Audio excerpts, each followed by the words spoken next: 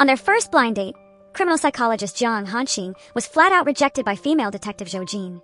She said she didn't want to date right now, but he took it to mean she just didn't want to date him.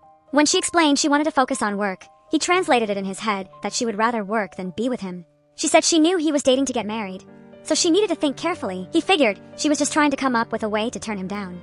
She guessed he probably had a lot of girls chasing him, but to him, the saddest part was that she didn't like him at all. She suggested they could be friends, but he figured he was just a backup plan at best.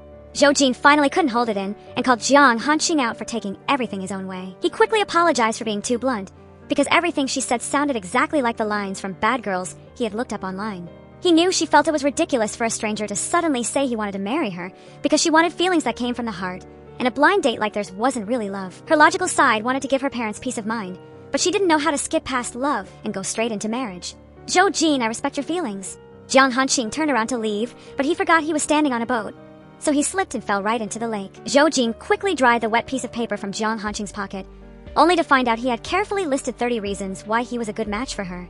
Zhou Jin wondered, is this how professors usually go after girls? Jiang Hanqing cleared things up, saying he had never flirted with or dated anyone because he had a low heart rate, so he rarely ever caught feelings. Jiang Hanqing, do you have feelings for me? Jiang Hanqing's nod and his sincere eyes made Zhou Jin want to get to know him better. She read his list. Their looks matched, their height difference was just right, and both their birth charts and zodiac signs were compatible. When it came to his attitude, he was dating with marriage in mind. When making decisions, he put her first. Zhou Jin, you take love very seriously, so you need someone who is just as serious. Zhou Jin, I am that kind of guy. On their second date, Zhou Jin told him that she had been in love with someone for many years. Zhou Jin remembered that just 10 days after her older brother passed away, she helped take down a prostitution ring at the Long Lone Hotel. But she never expected that the man caught in bed that day would be her own boyfriend, Jiang Cheng. By their third date, Zhou Jin's mom pushed her daughter to hurry up and bring Xiao Jiang home to meet the family. Right when she saw a jewelry store robber, Zhou Jin immediately chased after him. She was unfortunately hit by a car, but she still jumped back up to catch and restrain the robber. Only after completing her duty did she slowly lose her strength and pass out. On the way to the emergency room, Zhou Jin told Hanqing not to tell her parents. The doctor diagnosed her with 3 broken ribs and a brain injury, so she had to have surgery right away. Hanqing immediately claimed to be family, so he could sign the consent form for Zhou Jin. Seeing Hanqing take such good care of her, Zhou Jin suddenly asked him to marry her. Jiang Hanqing, I'm serious, because life is so unpredictable, so I want to live for the moment. Plus, I trust my feelings right now. Zhou Jin, I'm just afraid you'll regret it. What if that person comes back for you one day? Hanqing, I won't regret it, as long as you don't hurt or betray me. Zhou Jin, don't worry, I promise I won't hurt you, and I'll never betray you. But Zhou Jin, do you like me? Jiang Hanqing, I trust you. But Zhou Jin didn't know that Hanqing had known her for a very long time. Even during the darkest time of his life, her small photo was the only motivation that helped him get through everything. After officially becoming husband and wife, Zhou Jin moved her things into Hanqing's house. Right at that moment, she got a report that a female body was found in the lower Tong River. Hanqing just got home and saw his wife rushing to put on her shoes, so he knew she had an urgent mission. He only had time to ask if she liked this house, and she softly replied that it was simple, just like him before immediately running to the crime scene. Zhou Jin heard that the victim was around 25 years old and died about 3 days ago. She looked at the gunshot wound and guessed the weapon was a Type 92 pistol. At the Nanjing Criminal Unit, Captain Tan Xuming confirmed the murder weapon was exactly like the Type 92 pistol that used to belong to the late officer Zhou Chuan, who was also Zhou Jin's older brother. In the case on the 17th, SWAT Deputy Captain Zhou Chuan led a team to bust an opium den. He heard there were still some people with guns in the northwest corner, so he took his men over to help. Who would have thought that Zhou Chuan would be sold out by his own teammate and die unfairly at the hands of the leader, and his gun also went missing from then on.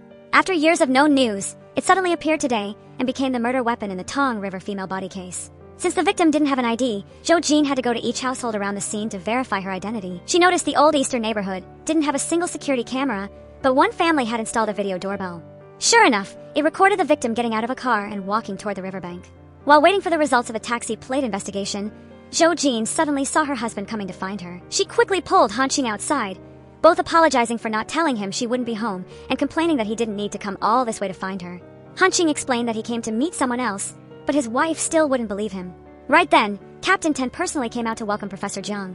He introduced him as the student of the famous criminal profiler Wang Pengze. Right after graduating, he worked at the Provincial Crime Research Lab, and now he is teaching at Haizhou University of Political Science and Law. This time he will join the case as a supporting expert, though Hanqing asked to clarify that he has only reached the rank of associate professor. Everyone wondered what kind of relationship Zhou Jin actually had with someone as talented as Professor Jiang. Just then, a technician named Bai Yang found security footage of a taxi picking up the victim in front of the Shanyue Hotel on the night of the 23rd. Zhou Jin guessed that for some reason, the victim left the hotel at midnight, caught a ride to the banks of the Tong River, and was shot. Over here, Han Qing looked at the gunshot wound on the victim's head, and flashes of memory suddenly made it hard for him to breathe. He only needed to look at the photos to confirm the murder weapon was the same gun from the case on the 17th. When he went out and saw another man daring to point fingers and lecture Zhou Jin, Han Qing immediately threw his briefcase on the table and pulled her close to him. He only said 2 words, "My wife," but it was enough to make the whole team stare in shock. Zhou Jin admitted they got married a bit suddenly, so she hadn't told everyone yet, and she asked to go to the Shanyue Hotel to confirm the victim's identity. Han Qing also wanted to go along to talk privately with his wife about the case. He said the culprit in the case on the 17th clearly intended to provoke the police. If the provocation failed, they would definitely take revenge. So when investigating clues, she must stay very alert. Getting into the car, Zhou Jin asked her husband what else he was hiding from her because she just found out he teaches psychology and even worked at the provincial level. Han Qing immediately confessed that he didn't meet her family's dating standards, which included having living parents and working regular office hours. Zhou Jin agreed to keep it a secret for her husband, but asked if he had any requests for her. "Zhou Jin, I only hope you don't get hurt anymore." "Han Qing, I will take good care of myself." Arriving at the Shanyue Hotel, Zhou Jin remembered that the victim's behavior when catching the car was very natural. So she guessed the victim went out to meet someone she knew. If they look into her social circle, they might find the killer. Han Qing heard that no one had reported a missing person, which proved the victim had no friends or relatives in Haizhou City. Where would a person without a job or family get money for daily expenses after all? Furthermore, her body language in the security video had sexual undertones. Every time a man walked by, she would unconsciously show herself off like a professional habit. Checking the hotel, Han Qing asked the manager if he was in charge of recruiting clients or just providing a place for prostitution. He denied knowing the victim, but Han Qing believed that a person's hands and feet can't lie. The hotel manager quickly confessed that the victim's name was Meng Ling.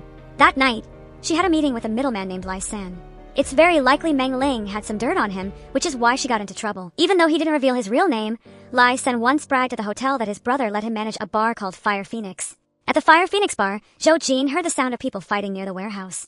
Captain Tan told her to keep going with the mission while he sent someone over to check. But Zhou Jin couldn't ignore a desperate cry for help. She decided to hide her earpiece and rushed in to free the person. Who would have thought the leader was actually her ex-boyfriend, who is now the vice president of Hunyuan Logistics? He immediately pushed Zhou Jin into a storage room, wondering who she was investigating. "Jiang Cheng, it's been 2 years and you're still not dead? Xiao Wu, I've always missed you so much, so if I have to die, I'd rather die in your arms." Zhou Jin fought hard to get out of Jiang Cheng's arms. She was also ready to fight him because she wouldn't forget the time she went on a prostitution bust and ended up catching her own boyfriend. If she caught proof of a crime again, she definitely wouldn't let him off. Going back out to continue the mission, Zhou Jin finally found Lai San with a dragon tattoo on his right arm, but he quickly realized something was wrong and ran away immediately. Zhou Jin didn't have time to wait for the tactical team, so she followed the suspect on her own. After luring Zhou Jin into an alley, Lai San called his people to surround the cop. Zhou Jin fought back alone, but there were too many of them, and one guy suddenly attacked her back, which hadn't fully healed yet. Luckily, Han Qing stepped in just in time to take the blow for Zhou Jin, right when the tactical team arrived to arrest Lai San. He quickly put his jacket over his wife, and only felt relieved after seeing she was really okay. Captain Tan came over and scolded his student for being reckless since the tactical team had already surrounded the place. Han Qing was about to stand up for his wife, but Captain Tan rushed him to get in the car to deal with the wound on his hand. Han Qing saw his wife's unhappy face, so he stayed behind to get scolded with her. Lai San held a grudge against Zhou Jin and vowed that he would finish her off once he got out. Han Qing immediately rushed over and twisted Lai San's arm until he couldn't threaten his wife anymore. Zhou Jin quickly calmed her husband down so her teammates could take the suspect back to the station. Han Qing noticed that Lai San's left arm was very weak, so he couldn't have gotten rid of the body by himself. Because of that, he suspected there was a third person at the scene. Captain Tan guessed that Professor Jiang was checking the suspect's hand earlier, but he admitted he actually just wanted to hit the guy. That same night, the police immediately rounded up all of Lai San's men. Hearing his hideout was busted, he acted like the police broke his arm. Investigator Peng Fei called a doctor, and the investigation found that Lai San had actually broken his left arm in a fight last year. He started questioning him about the victim Meng Ling, but Lai San kept denying that he hurt her. On this side, Captain Tan personally interrogated Lai San's cousin named Xiaoyu. He asked how many shares Lai San actually held in Hunyuan Logistics. Xiaoyu criticized his cousin for being a lazy bum, so he gave him 5% of his shares just for some pocket money. After a whole session without finding any evidence, an employee finally spoke out against Lai San. She said Meng Ling came from Honglian village and didn't have much schooling. But Meng Ling was too proud and met a manipulative guy like Lai San. Even with 9 lives, it wasn't enough for him. Lyson just gave her a few fake bags, and she thought she could fly high like a phoenix after tricking Meng Ling. That night, Lyson brought his brothers to take turns abusing her. Meng Ling couldn't handle the shock, and then he beat her and forced her to go out and meet clients. When he saw his cousin giving a lot of business to Jiang Cheng, Lyson wanted to win him over, so he gifted Meng Ling to him. Meng Ling once said Jiang Cheng really valued her and even advised her to go back home and continue her studies. Jiang Cheng couldn't be bribed and even beat Lyson for ruining a deal. So after Xiaoyu sent Jiang Cheng somewhere else, Lyson kept taking his anger out on her. Seeing his wife scold herself for jumping into danger, Han Qing's lips curled into a slight smile. She suddenly remembered seeing his back when she left the storage room, so she told him she ran into Jiang Cheng by chance. And then some unpleasant things happened. "Zhou Jin, can you stay home today?"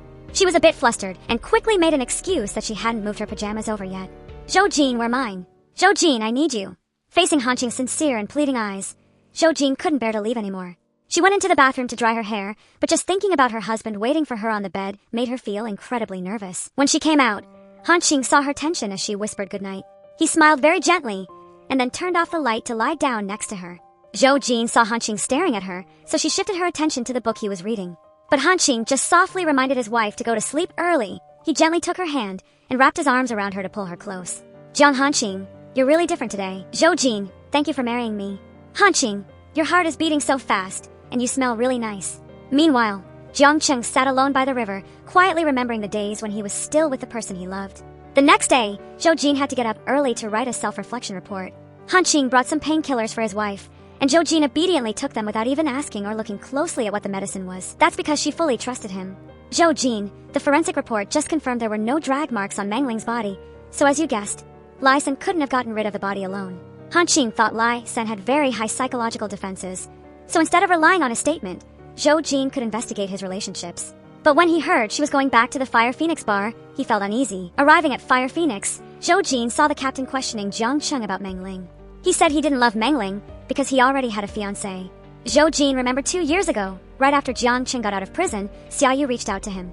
She had waited patiently so that she and her parents could give him a chance to turn his life around. But he coldly pushed her down and walked past her like they were strangers. After seeing the captain off, Zhou Jin went back to investigate more clues. Jiang Cheng suddenly blocked her path and asked if Zhou Jin was dating someone else. As long as she said no, he would definitely believe her. But the 4 words, "I am already married," made him freeze. "Xiao Wu, are you kidding me?" "Jiang Cheng, I married someone much better than you." Jiang Cheng's heart shattered. He rushed over to force a kiss on Zhou Jin, but she slapped him hard. "Jiang Cheng, I really value my current life, so don't bother me or my family." Jiang Cheng remembered years ago when he went to prison, Zhou Jin stubbornly refused to believe he had opium or paid for sex. Because in her heart, he had always been a proper police officer. But today, he suddenly felt all that trust had completely died out. Waiting for his wife to get back to the station, Han Qing wanted to have lunch with her, so Zhou Jin ordered Sichuan food and used her husband's name to treat everyone. Han Qing softly reminded his wife that she had lost a button, but she seemed to avoid him. At the spicy Sichuan restaurant, Han Qing carefully rinsed the bowls for his wife. A restaurant employee came over to greet Officer Zhou and even promised that he had successfully stayed clean from drugs. Zhou Jin introduced him as Professor Jiang, who was helping with the case, which made him feel a bit let down. The employee was about to make an extra steamed fish dish, but Han Qing said Officer Zhou can't stand the fishy smell, so she doesn't eat fish. Zhou Jin didn't realize her husband knew her preferences so well, so she immediately put some food in his bowl. Just then, Bai Yang called to say he followed Professor Zhang's lead and checked all the car services that drove from the Tong River bank toward the Haiji Highway. Since Meng Ling was from Honglian, she would definitely have to take the Haiji Highway if she wanted to go back home. Bai Yang found a van that did odd jobs between Haizhou and Honglian, and it had been at the Tong River bank on the night of the crime. Zhou Jin praised Professor Jiang for being so good at deducing things, but she complained that he didn't treat her like a partner since he kept it from her until now. "Zhou Jin, are we really just partners?" But Zhou Jin didn't seem to catch his drift. She just said she needed to know what was going on, so they could coordinate their actions. She saw that he couldn't really eat the food, so she asked why he didn't tell her. It turns out he remembered she liked spicy food, so he didn't have the heart to say no. However, he didn't know that she only practiced eating spicy food because of Jiang Cheng. "Jiang Hanqing, I don't actually like spicy food that much, and I don't want you to suffer just to please me. You can tell me what you like or don't like, so that from now on, we can order things we both want to eat." Back at the city police bureau, Zhou Jin wanted to look into a fight Lai San was in a year ago. One officer remembered that back then, some people saw a group of thugs ganging up on a man and quickly reported it. After taking Lai San to the hospital, the police interrogated the leader of the gang that attacked him. He had a younger sister who used to go to the experimental school. On her way home from evening classes, that little girl was violated by Lai San. The police remembered that besides his left hand, Lai San was also hit hard in his private area. Zhou Jin guessed that Meng Ling must have threatened to expose this weakness, which made Lysen lose his cool and do something desperate. Looking at it from a psychological angle, Han Qing thought Lysen might have abused Meng Ling to vent his uncontrollable animalistic urges. Even if that wasn't necessarily the reason he killed Meng Ling, it was enough to be a sharp weapon to break down his psychological defenses. However, Han Qing was afraid Lysen would get too agitated, so he told his wife to ask Captain Tan to arrange the right people for the interrogation. Following her husband's advice, Zhou Jin asked a colleague named Yu Dan to work with her. She took charge of the interrogation while Yu Dan stood nearby, showing pure contempt that women have for someone like Lysen. Sure enough, when he saw two female officers coming in to question him, Lysen immediately looked interested. He even joked that if Zhou Jin followed him for just one night, she would definitely make more than a cop makes in a month. Zhou Jin guessed that Meng Ling was also trained by Lysen. She looked at his useless hand and laughed mockingly. She mentioned that she happened to investigate the fight Lysen was in a year ago. Sure enough, when he saw Zhou Jin whispering with her colleague, he started to lose control. She slowly walked in a circle around Lysen and analyzed how physical injury leads to psychological reactions. Plus, she mentioned trauma between people, like a relative passing away, a girlfriend's betrayal, brother stabbing you in the back, or facing a violent attack. Zhou Jin wondered what actually happened to Lysen on Funing Street last year. Could it be that Meng Ling knew even more, which was why he got so pissed off? She asked if the girl said Lysen's left hand was useless, or if there was something even more embarrassing. Then Lysen lost control and hit Zhou Jin's head. She didn't give up and went back to push him to confess where he got the murder weapon. But Lysen calmed down just in time and only admitted he was disabled, so he couldn't hurt anyone. Meanwhile, investigator Zhao Ping caught the van that had been at the Tong River bank on the night of the crime. The driver said someone called to book the car on the night of the 27th, but he waited and no passenger showed up. Later, the driver called the person who booked the car, and surprisingly, he was right nearby. He was carrying a suitcase, and said his sister didn't need to rent the car anymore. However, the driver insisted that the person who booked the car wasn't the Lysen in the photo. At the police station, the driver immediately recognized the person who booked the car among the suspects. Zhou Jin remembered that at the bar, Jiang Qing beat him and called him by the name Jin Mao. Knowing her husband would visit, Zhou Jin hurriedly pulled her hat down to hide the wound on her forehead. He immediately set out some fast food to lay out a home-cooked meal for his wife. Zhou Jin saw the nosy looks from everyone around, so she invited her husband to the duty dormitory to eat. Seeing that his wife still wouldn't take off her hat, Han Qing leaned down to help her. As soon as he saw the big bruise on her forehead, he worriedly asked who hurt her like this. Zhou Jin said she just provoked Lysen a little. She guessed he had never been on the front lines, which is why he panicked over a tiny injury. For the first time, Han Qing acted angry because he remembered telling her to report to Captain Tan. Zhou Jin admitted she was a bit hasty, but investigating cases means having to face danger. Plus, with Lysen's condition, only a woman could crush his ego. Han Qing started to feel tense and quickly excused himself to go outside and calm down. Scary threats from the past echoed in his ears, making it hard for him to breathe. Zhou Jin timidly went out and apologized to her husband because she hadn't considered his feelings. Han Qing immediately pulled his wife into a tight hug because only she could soothe the scary anxiety in his heart. Han Qing, I have to get used to facing danger, and you have to get used to me being like this. I know there are many people on the team who are better than me, but they trusted me with this mission. So even if I have to make a sacrifice, I won't back down. Zhou Jin, I'm sorry for raising my voice earlier. Han Qing, today was the first time you ever yelled at me. Just then, Yu Dan walked by and teased that the newlyweds were stuck together like glue. She reported that Jin Mao was much easier to deal with than Lysen. His name is Huang Song, and he was raised by a single mom. During his year at the Haizhou Technical Institute, his relationships with friends and teachers were not good. Because of that, he often skipped classes to hang out with thugs. Later, he worked for Lysen and started introducing young girls to the nightclub. According to Huang Song's statement, Meng Ling was a call girl working under Lysen. She was very popular with the customers, but she dared to threaten Lysen. A while ago, Jiang Cheng signed a big deal for the company, so his boss brought him back. Lysen had failed to bribe Jiang Cheng before and knew he was hard to deal with since he was a former cop. Plus, since Meng Ling was Jiang Cheng's lover, Lysen finally agreed to give her some money and call a car to take her back to her hometown.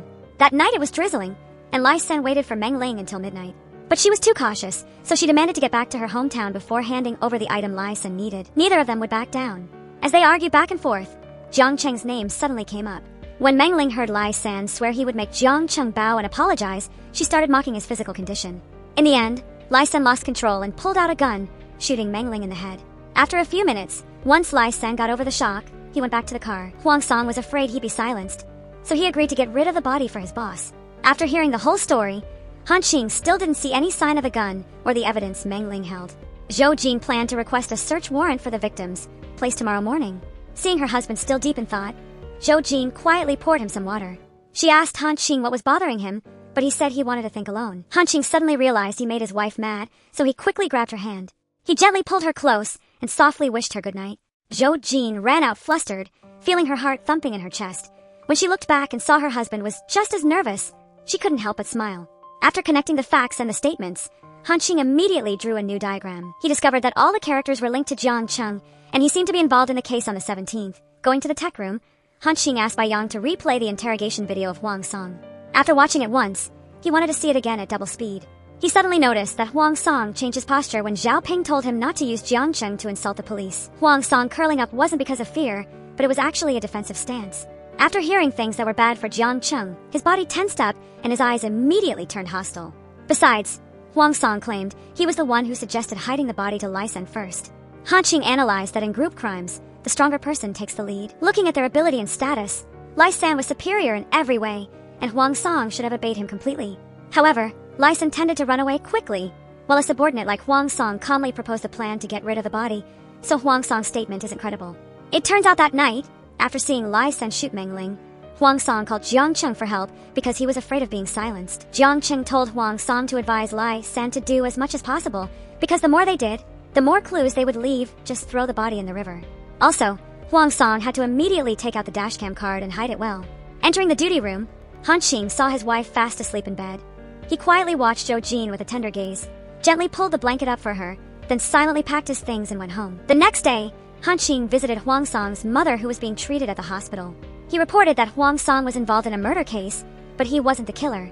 He knew she struggled as a single mom and shouldn't have been able to afford such good inpatient care.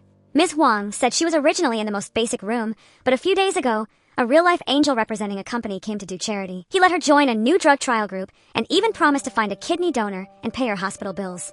She didn't remember his name, but since he had just left, Han Qing immediately ran down to the hospital lobby and, sure enough, met Jiang Cheng again. It turns out when they were little, Han Qing and his father moved to live in Ranran Alley. There, it was the first time he saw a lively Zhou Jin playing with Jiang Cheng's group. Jiang Cheng recognized him right away as the little dog from number 23 Ranran Alley. Han Qing guessed that Jiang Cheng had used Huang Song to throw Lai San in jail. This was because even though Meng Ling died suddenly, her body was handled very carefully and meticulously. That proved the person who guided the disposal didn't panic at all and was great at avoiding detection. Jiang Cheng now understood why everyone called Han Qing the nickname Puppy, because he loved to bite and wouldn't let go. He remembered warning Han Qing to stay away from him when they were kids. But Han Qing thought a piece of trash like him had no right to say that. Jiang Cheng immediately lunged at Han Qing. Seeing the wedding ring on Han Qing's hand made Jiang Cheng lose control even more. The two of them fought hard, wrestling until they both tumbled onto the soaking wet ground in the ring. Waiting for Jiang Cheng at the Fire Phoenix bar, Zhou Jin knew Meng Ling trusted him a lot, so she wanted to know what kind of dirt Meng Ling actually had on Lai San. Jiang Cheng told Xiao Wu to go home and ask her husband to solve the case. He admitted she reeled in a fool who was definitely not ordinary. He insisted Meng Ling didn't tell him anything, and besides, even if he knew, he wouldn't report it to the cops. Heading into his office to rest, Jiang Cheng remembered the night of July 23rd. Before the incident, Meng Ling had called him to the Shanyue Hotel. She offered herself to him, but he turned her down. She ended up giving him her protective amulet and told him to keep it very safe. Over here, based on Huang Song's statement, the police found the dashcam footage of Lai San shooting Meng Ling in the head. Captain Ten advised Lai San to make up for his crime by telling them where he got the gun. Just as expected, he understood that telling the truth was scarier than death, so he just lied and said he found the gun on the street. Meanwhile, at the bar, Xiaoyu came to confront Jiang Cheng. He knew his cousin was useless, but Jiang Cheng shouldn't have sent him to prison. Jiang Cheng admitted that if Lai San wasn't the boss's relative, he would have dealt with him a long time ago. Over the past few years, Lai San had caused too much trouble and ruined many deals. He followed the boss to make money, not to clean up the boss's mess. After Huang Song saw Lai San shoot Meng Ling, he called Jiang Cheng to ask what to do. Since he used to be a cop, he just told him how to wipe away the clues as fast as possible. Plus, after the case, the police would investigate where the weapon came from and who was backing Lai San. Jiang Cheng didn't forget that during his 2 years in the joint, the boss's biological brother treated him very well, so Jiang Cheng had taken beatings and even got stabbed in the lower back to protect him. After getting out of prison, the boss was the only one who gave him a way to survive. If I didn't remember the boss's kindness in my heart, I would have dealt with Lai San myself before the cops got him. Because I know Meng Ling had dirt on Lai San, and that's why he shot her. It turns out Meng Ling secretly recorded Lai San going behind the boss's back to sign a contract. He even dissed Xiaoyu for being old and said he should step aside for the younger generation to do business. Jiang Cheng accused Jin Long of also knowing about it, and even said he immediately seized the slush funds and casinos right after Lai San was arrested. He suspected Jin Long sent Lai San to prison to easily take over his spot, and then pinned all the blame on him. Hearing Jin Long trying to deny it, Jiang Cheng brought out all the evidence he had secretly taken from his safe, including assets and Lai San's gun. Xiaoyu allowed Jiang Cheng to handle the gun and apologized for wrongly blaming a loyal subordinate. So from now on, Jiang Cheng will take over Lai San's position too. In the meeting, Captain Tan announced that Meng Ling's death had opened up a new lead for the major case on the 17th. Because of that, the higher-ups decided to restart the investigation and even brought in someone who knew the situation back then to lead the whole team. Seeing her husband didn't come to the meeting like usual, Zhou Jin worriedly texted to ask what he was doing. She suddenly remembered Han Qing asked her where she kept the wedding ring the other day. She guessed he was mad, so she asked for half a day off to go back to her old apartment to get an important item. It turns out Han Qing went to reinvestigate Lai San's case from a year ago. He surprisingly found out the female student victim had filed a complaint, and the officer on the case was actually Jiang Cheng. Returning to the old apartment to get the wedding ring and clothes, Zhou Jin accidentally saw a box of old things. Inside, there were many letters along with the scarf she had once given Jiang Cheng.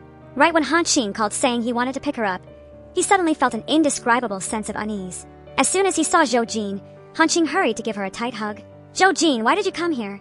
Do you not like living with me?" Pulling Han Qing into the house, Zhou Jin told him to watch TV while she packed up her stuff to move home.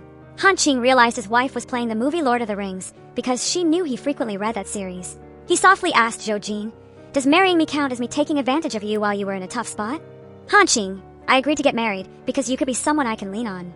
"Zhou Jin, can you try to love me?" Zhou Jin gently reached out to stroke Han Qing's face. She gently reminded him to help her move everything to her home. Looking at the wedding ring box on the table, Han Qing suggested his wife could turn them into necklaces. Zhou Jin was afraid that wearing them on her hand or neck would make them easy to lose while she was running around. But she listened to him, saying he would make them into necklaces. Right then, Yu Dan called to say the higher-ups were about to suspend Zhou Jin, because they felt that during Lai San's interrogation, she had acted in a way that led the suspect's testimony. However, it's currently unknown if Lai San filed a complaint or if two people from inside the force reported Zhou Jin. Hearing his wife had to stop working, Han Qing said his salary alone was enough for the family to live on. Zhou Jin burst out laughing at Professor Zhang's innocence. She also replied that she was very easy to take care of. The next day, after going to the station with his wife, Han Qing asked to go meet the head of a special task force for the case on the 17th, named Yao Weihai. He was very happy to see Han Qing again, but also reminded him that teacher Wang had worked very hard to arrange for his student to teach at Haizhou University of Political Science and Law. And yet here he was, diving headfirst into this case again. But Han Qing felt that running away wouldn't solve anything. Chief Yao could see the intense restraint in Han Qing's behavior. However, that level of determination made others feel very uneasy. He asked if Zhou Jin knew that he was actually still a detective with the Provincial Criminal Investigation Department. Han Qing mentioned that only a few core people in the force knew his real identity. He guessed that Yao Weihai was temporarily suspending Zhou Jin, but she and the criminal team that cracked the Meng Ling case relied on actual talent. When he went out to meet his wife, Han Qing told her he had been flat out fired and wasn't allowed to help with the investigation anymore. Zhou Jin apologized for dragging him down, but he said that marrying her was the best thing that ever happened to him. Considering Jiang Cheng his most capable right-hand man, Xiaoyu took him to meet someone named Qiu Yi. Jiang Cheng suddenly realized that 6 years ago, he had busted a drug den. When he saw a pregnant woman there, he had advised her to stay away from the stuff for her and her baby's sake. Qiu Yi thanked Officer Jiang for still remembering her and welcomed him into the inner circle. But she had to let him know that Lao He was unhappy about the gun being leaked, so he planned to temporarily shut down the Hanyan logistics line to pull back all the inventory. Xiaoyu asked Qiu Yi to tell Lao He that Haizhou would always belong to the Xiao family. During their time off, Han Qing took his wife back to the countryside to visit her parents. She mentioned that in the past, every time the 17th came around, she would drive this road all by herself, but now she wasn't so sad because her husband was with her. She took a peek and suddenly realized that this professor was actually pretty good looking. Back at Ranran Alley, Zhou Jin remembered that after Han Qing moved away in high school, he never came back. Just then, her close friend, Yan Bin, drove by but didn't recognize Han Qing. It wasn't until Zhou Jin's parents ran out to welcome their son-in-law that Yan Bin recognized the young master from house number 23. During dinner, Han Qing drank with her dad and kept telling her mom how great the food was. Zhou Jin said her husband wasn't used to sharing chopsticks, but he said there was no need for that trouble at home. Ms. Lin remembered that when they were little, Zhou Jin used to bring Han Qing home to play, and they even held hands very closely. When Han Qing's nanny was arrested, Zhou Jin found out and took him home. Mr. Zhou guessed his daughter forgot, because that day she kept insisting on braving the rain to find Han Qing. After that, Zhou Jin had a very high fever and was in a daze. Zhou Jin asked Han Qing if he really remembered stuff from elementary school. Unexpectedly, he didn't even forget about her stealing meatballs for him. Back then, Zhou Jin saw that Han Qing was hungry but wouldn't eat snacks, so she stole some meatballs from the kitchen for him to eat first. While washing dishes, Ms. Lin liked her son-in-law more and more. She reminded Zhou Jin to arrange her work to have a wedding. She couldn't keep making Han Qing follow her lead forever. Going into the bedroom, Zhou Jin saw Han Qing playing an old tape. She said that was her brother's favorite song. She just hoped to solve the case, so she wouldn't be afraid to come back to Ranran Alley anymore. Hanqing said he liked instrumental music because singing creates a strong psychological suggestion. Zhou Jin blamed her poor observation for not realizing how interesting he was when they were little. Hanqing remembered that day a cockroach made his only friend leave. Zhou Jin suddenly came in looking for a place to hide, so he led her to his room. Zhou Jin crawled right into the closet and told Hanqing not to tattle to Jiang Cheng. Zhou Jin sat in the closet for a long time, until a scolding voice startled her. Zhou Jin discovered that the nanny hired by Hanqing's father to care for his son was actually beating him badly. She immediately rushed out, pushed the nanny down, and pulled him away to run. In the sunset that afternoon, her small figure was etched forever in his heart. Waking up early, Hanqing saw his wife wrapping tightly around him, her arms and legs hugging his whole body. Right when Yanbin came to call Xiao Wu, she quickly jumped up. However, Hanqing's body was stiff because he was hugged for too long, so he had to ask her to help him sit up. Waiting for Xiao Wu to come down, Yanbin scolded her for not saying a word about having a boyfriend. She corrected him that Hanqing wasn't her boyfriend but her legal husband. Yanbin thought Zhou Jin had prepared a bunch of props, but it turned out she was actually married. He questioned her, saying she liked Jiang Cheng for so many years. So now she's marrying someone else?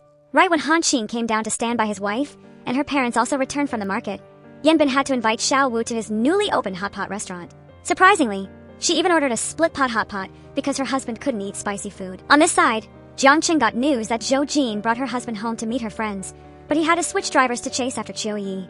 He wanted to invite her to dinner, or else he would tell the police that the silver car behind them had a problem. At the hot pot restaurant, Zhou Jin introduced her husband to third brother named Zhan Wei. She only ordered a little beer because Hanqing couldn't drink. Yanbin wondered if he didn't know how to drink or just didn't feel like hanging out with them. Hanqing only said he had to drive and wait for his wife. Yanbin saw Hanqing sanitizing the bowls and chopsticks and got even more annoyed. He remembered years ago, Jiang Cheng was always by Xiao Wu's side, studying together then going out to make money together. Unexpectedly, she suddenly changed her mind and took the exam for the police academy. Zhou Jin said fourth brother only taught her bad things, saying they were going to extra classes but then following girls around. As a result, because she covered for him, her parents hit her by mistake so many times. Yanbin corrected her, saying Jiang Cheng always protected Xiao Wu so Uncle Zhou couldn't land a single hit on her. He admitted he often flirted with girls because he couldn't be as loyal as Zhou Jin was to Jiang Cheng. Zhan Wei quickly knocked over a bowl to tell N.C. to hurry and call the staff to clean up. But Yanbin came back and still wouldn't be quiet, continuing to mock Hanqing for being the rich kid from house number 23. Zhan Wei had to go out to take a call, so he reminded N.C. to talk less and eat more. Yanbin saw Hanqing taking care of Zhou Jin and got annoyed, so he video called Jiang Cheng. During that time, Jiang Cheng was busy discussing things with Qiu Yi. She knew he was anxious to show off his talent, but in the end, they were just like chess pieces to Lao He. She could only reveal that Lao He had lost someone very important the year before. He didn't trust anyone but liked unexpected joys, like giving precious gifts or achieving something big to show goodwill. Qiu Yi saw Jiang Cheng's phone ringing constantly, so she told him to answer it in front of her. Yanbin reported that he was sitting with Xiao Wu and really wanted the whole group to gather, but there was one person extra. Jiang Cheng heard Zhou Jin reminding Yanbin, so he asked N.C. to pass along a wish for Xiao Wu to have a happy marriage. Just then, Zhan Wei came in and saw the tense atmosphere, so he quickly called Zhou Jin outside to talk. She softly reminded her husband to wait for her and not to pay attention to others. But as soon as Zhou Jin left, Yanbin said straight out that he never liked Hanqing. When they were little, Hanqing was like a tail following Zhou Jin, but she didn't even care to look at him once. If it weren't for her aging parents and her brother passing away, Zhou Jin would never have married anyone else but Jiang Cheng. Seeing her return, Yanbin raised a glass to toast her and the rich kid from house number 23 for a long life together. Zhou Jin tried to refuse for her husband, but he proactively accepted and finished the celebratory glass. Yanbin immediately ordered more liquor, and he didn't shy away either, keeping up until the end. Zhan Wei urged Xiao Wu to take her husband home early, but Yanbin wouldn't let anyone leave. He questioned Zhou Jin, asking if she just casually married this kind of guy just to give her parents peace of mind. She couldn't take it anymore, so she stood up and asked Yanbin what right he had to point fingers at Hanqing. Yanbin, you were the one who invited us to dinner. I see you as a good friend, and yet you keep making things hard for my husband. Zhou Jin saying those two words, my husband, made Hanqing feel like everything he endured was worth it. He looked at his wife, still standing up to protect him just like years ago, and he gently leaned his head on her arm. The golden light of that afternoon's sunset suddenly rushed back, when she promised she wouldn't let anyone bully him anymore. That day, Zhou Jin advised him to tell his dad, but Hanqing would rather take the beating than have to be home alone. She invited him to her house because her dad was a cop and could protect him. Hi, my name is Zhou Jin. From now on, remember my name well so no one can bully you anymore. Jiang Hanqing, let's go home. Sitting slumped in the car because of the alcohol, Hanqing still didn't forget to remind his wife that if you've been drinking, you can't drive. But Zhou Jin complained that he drank all of her share and wouldn't even let her have one glass. Back at Ran Alley, Hanqing refused to get out of the car. Zhou Jin went in to ask if he was feeling really sick. She didn't know what Yen Bin had said, but all of that was in the past now. Zhou Jin, do you still like Jiang Cheng? Jiang Hanqing, I don't like him. Zhou Jin, then do you like me? Her hesitation felt like a knife cutting into his heart. Jiang Hanqing, I like you being with me. Jiang Hanqing, let's go home. Hanqing suddenly lunged at her, but Zhou Jin quickly dodged him. He asked if she really wanted to get to know him. Hanqing's eyes were both confused and terrified. He leaned down and kissed her neck hard as if to keep himself calm. Zhou Jin, if I'm not a good person like Yen Bin said, would you hate me? Zhou Jin, I love you, I really love you. It turns out that on that rainy night years ago, Zhou Jin was the only person who found Hanqing huddling and crying in a culvert. He said he wanted to stay there because his mother was also lying in the darkest corner of the world. Waking up from the dream about her childhood, Zhou Jin silently thanked God for letting her remember a part of her memories related to Hanqing. Just then, Zhang Wei reported some important news about the case on the 17th. He heard that years ago, Yao Weihai found the hiding place of some suspects thanks to an informant, and he would try to find out the identity of that important person. Inside the car, Hanqing finally sobered up. He hurried out to put a jacket on his wife, and seeing the hickey on her neck made his heart ache. Zhou Jin, I'm sorry I drank too much. Hanqing, let's go home. Visiting her brother's grave, Zhou Jin reported that she had asked third brother to find new clues. She wouldn't give up and was determined to clear up the cause of his death. She urged her brother to take a look at the man standing over there, who was his brother-in-law. Hanqing stepped up and asked his brother-in-law if he was happy with him, then asked for a moment to talk privately. Zhou Chuan, we meet again, but this is the first time I've come to visit you with Zhou Jin. Our family is doing great, and I will take good care of my wife. While bowing to Zhou Chuan, Hanqing suddenly discovered a pocket watch inside the bouquet of flowers. Right when he saw a black car approaching Zhou Jin, he frantically ran over to protect her. It turned out Yen Bin intended to come and apologize, but he got angry and left instead. Seeing her husband so scared that he was breathless, Zhou Jin demanded an explanation. He tremblingly reached for his pill bottle out of habit, but didn't dare take any in front of her. Zhou Jin asked Hanqing why he had to take anti-anxiety medication. He quickly explained that he wasn't a criminal, but she just didn't want to be lied to by someone close to her. She asked what he was thinking when he panicked and pushed Yen Bin. Zhou Jin, I wanted to protect you. Hanqing, who on earth did you think was going to hurt me? Hanqing said that in the past, he had carried out some special missions that caused a lot of nerve strain, and Zhou Jin immediately guessed that Hanqing worked on the front lines of the provincial police department. Zhou Jin, don't be afraid. I won't hurt you or any innocent person. Hanqing, what would I be scared of? I just feel like I still don't really know you. I know frontline work is dangerous, and it gave you some emotional triggers and muscle memory, but I'm a cop too, so you don't have to hide anything. If any criminal dares to touch you, I'll show them the skills of the runner-up in the police academy's combat tournament. Zhou Jin, this is the first time you've hugged me on your own. As soon as I got back to the city, Zhou Jin got news that the higher-ups decided to just give her a reprimand in front of the whole team. Captain Ten asked Zhou Jin to hand the phone to Professor Zhang. It turned out he was so busy being with his wife that he didn't answer his teacher's calls. He told his student to hurry up and bring his wife to see him. Zhou Jin had heard of Professor Wang Pengze for a long time, so she was a bit nervous. Hanqing said he was very easygoing, but she remembered him calling him a brat just now. When they arrived to check in, Zhou Jin heard that a murder had just happened on Lishui Road, and the scene was very similar to two cases in Xing'an and in Yuan earlier this month. Professor Wang came back for this case and specifically named Zhou Jin to join the investigation. Over here, Hanqing went in to wake up his teacher. Professor Wang was surprised to see the famous Professor Zhang. He remembered telling his student to stay low in Haizhou, but now he was about to become a star in the police world. Hanqing said he really wanted to live a quiet life, but they wouldn't let him go. It turned out that after visiting Zhou Chuan's grave, he called his teacher about the pocket watch. Just as Zhou Jin came in to greet Professor Wang, she apologized for not visiting him with her husband sooner. Professor Wang didn't mind. He just hoped Zhou Jin would look after his silly student. At the crime scene, Hanqing looked at the victim named Zhao Xiaoyu, who died on the bed. He looked at the cuts on the victim's wrists, but there were no bloodstains around, so he knew this wasn't the primary scene. In the bathroom, Hanqing saw glass shards and a bathtub full of blood. He began to imagine the murder process. The killer murdered Xiaoyu, and then moved her to the bed, then scattered rose petals, and placed a needle next to her. After the initial investigation, Zhao Ping said the victim usually lived alone. Before she died, Xiaoyu had ordered fresh flowers online. This morning, the delivery person saw the door open. They planned to remind the owner but saw the crime scene instead. Zhou Jin heard Professor Wang conclude it was the same killer from the Xing'an and Ninyuan cases. The criminal's methods were very skilled, so the crime scene was cleaned up perfectly. Outside, Hanqing saw the scene was exactly like the serial murder case in Huaiguang years ago. The signature was always women in red dresses with bows and rose petals. Plus, the way the scene was handled and the body's posture were identical. Professor Wang reminded his student that a year ago, the killer in the Huaiguang case named Qi Yan died at his hands. Hanqing noticed a difference in the way the bow was tied this time. It was very neat and square. He suspected this was a gift the killer gave to Qi Yan. However, Professor Wang remembered the police didn't release the details of Qi Yan's crimes, so the killer couldn't have copied them perfectly unless he was getting revenge on Han Qing for Qian. The 3 cases and the pocket watch were a direct challenge sent to him.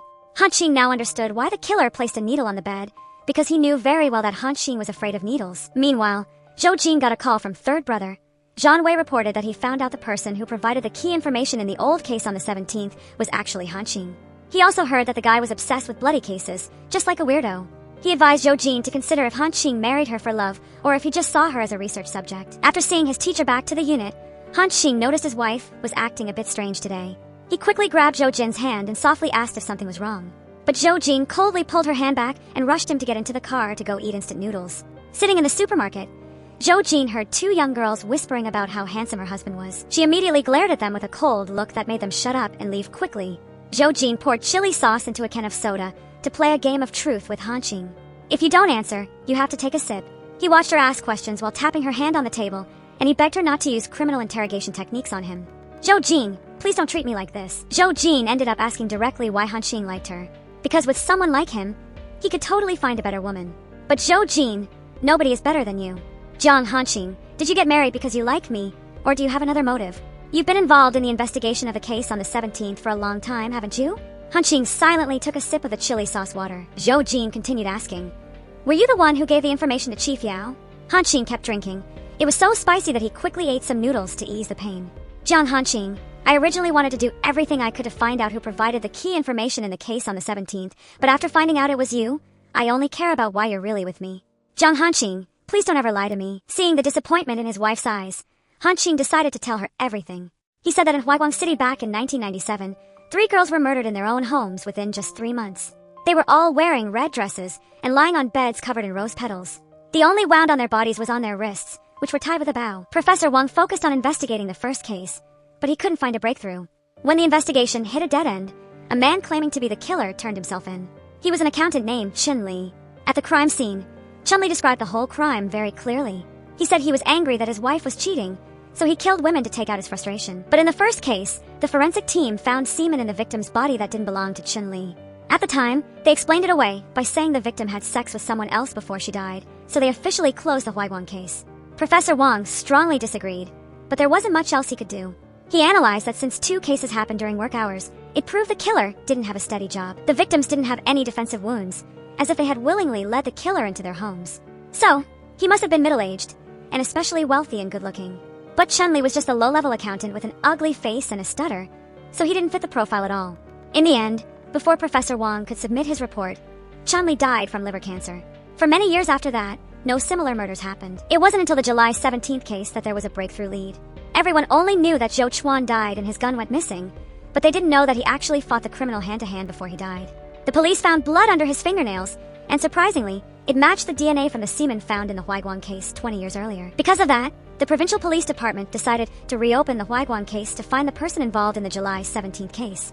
Professor Wang gave the 1997 evidence notes to Hanqing to look over.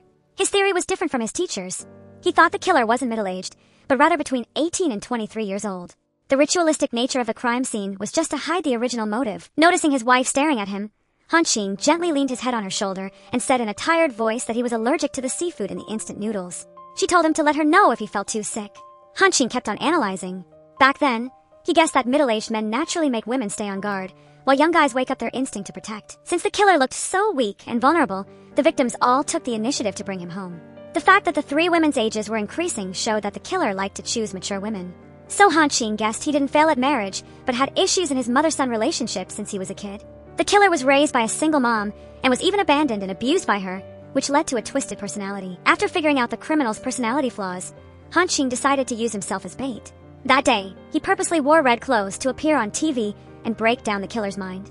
Sure enough, the killer named Qi Yan had someone kidnap Hanqing, but Chief Yao saved him just in time and shot Qi Yan dead. Zhou Jin, actually, I haven't left the Provincial Criminal Investigation Department yet. The professor job is just to hide the fact that I'm a cop. Zhou Jin, I won't give up on your brother's case. Hanqing, thank you. Zhou Jin wanted to hear the details of Qi Yan's death, but Hanqing said he had already forgotten everything. Jiang Hanqing, what do you still remember? Zhou Jin, I only remember you. As soon as he finished talking, Hanqing leaned down and kissed Zhou Jin's lips, so gently that it made her heart tremble slightly. Over here, Jiang Qing questioned Xiaoyu about the person-in-law he lost. Xiaoyu remembered his name was Qi Yan, and he had a high status even though he was young. After Chi Yan died, Lao He took a really long break. He wouldn't let anyone touch the gun from the July 17th case because Chi Yan died back then. At the police station, Zhou Jin found security footage of a man helping Zhao Xiaoyu get home, but he purposely dodged the camera so they didn't get a shot of his face. After leaving the bar, he took Zhao Xiaoyu home in a car with fake plates. Zhou Jin found a black car parked on the street that might have recorded the suspect's face, so she asked Zhao Peng to find the owner right away. During the expanded meeting, Zhou Jin saw that her husband knew the leaders from both the Ningyuan and Xing'an criminal units. He was going to sit next to his wife, but the deputy captain of the Xing'an unit wanted to talk to Professor Jiang. He had read a lot of Hanqing's reports and never thought he'd get to work with him. As the meeting started, Zhou Jin asked to report the newest progress on the Zhao Xiaoyu case. If the dashcam on the black car parked by the road is still working normally, there's a high chance it caught a front-on view of the suspect. While looking at the crime scene photos, Hanqing suddenly found a breakthrough. The killer had altered Zhao Zhao's dress. The ribbons were cut from the dress itself, so the edges still had small frayed fibers. Since the cuts were so smooth, the police easily missed this detail. Hanqing guessed the killer is good at sewing, maybe even very skilled at fashion design. 3 dresses were altered in different ways, but they all made them look more fashionable and revealing. As Zhou Jin listened to her husband's sharp analysis, a look of pride appeared in her eyes. After school let out, Zhou Jin invited her husband to dinner. She wondered why the killer had such high standards for dresses. Hanqing thought clothes show a person's personality. He defines their style as if he's molding the person themselves. The fact that the killer turned randomly chosen targets into people who looked almost identical proved he had a template in his head to compare them to. He suspected the guy had seen the Huaiguang crime scene years ago. Just then, a staff member named Gwyn brought out the food looking exhausted. Hanqing used the excuse of going to the bathroom to follow her, and sure enough, she was still hooked on that life-ruining drug.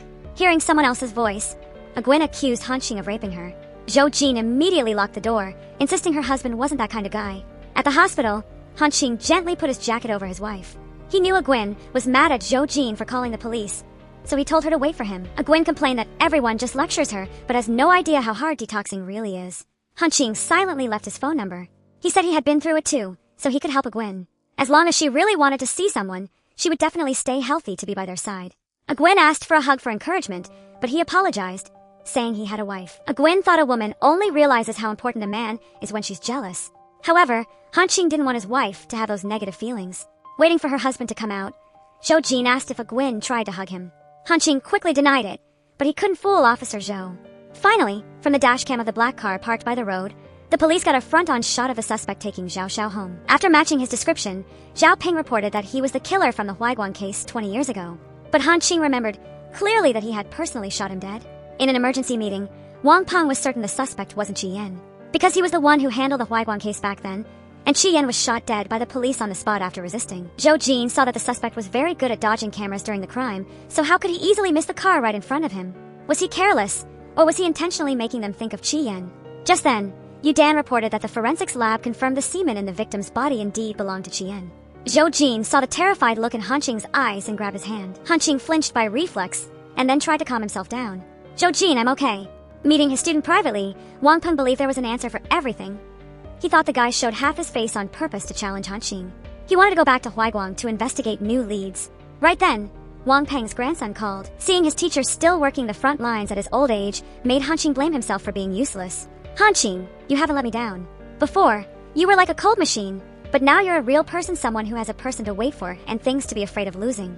On the way to take Professor Wang to the station, Zhou Jin wanted to know more details about the Huaiguang and July 17th cases. She wondered if Chi Yan hated the police back then, because her brother's end was absolutely horrific.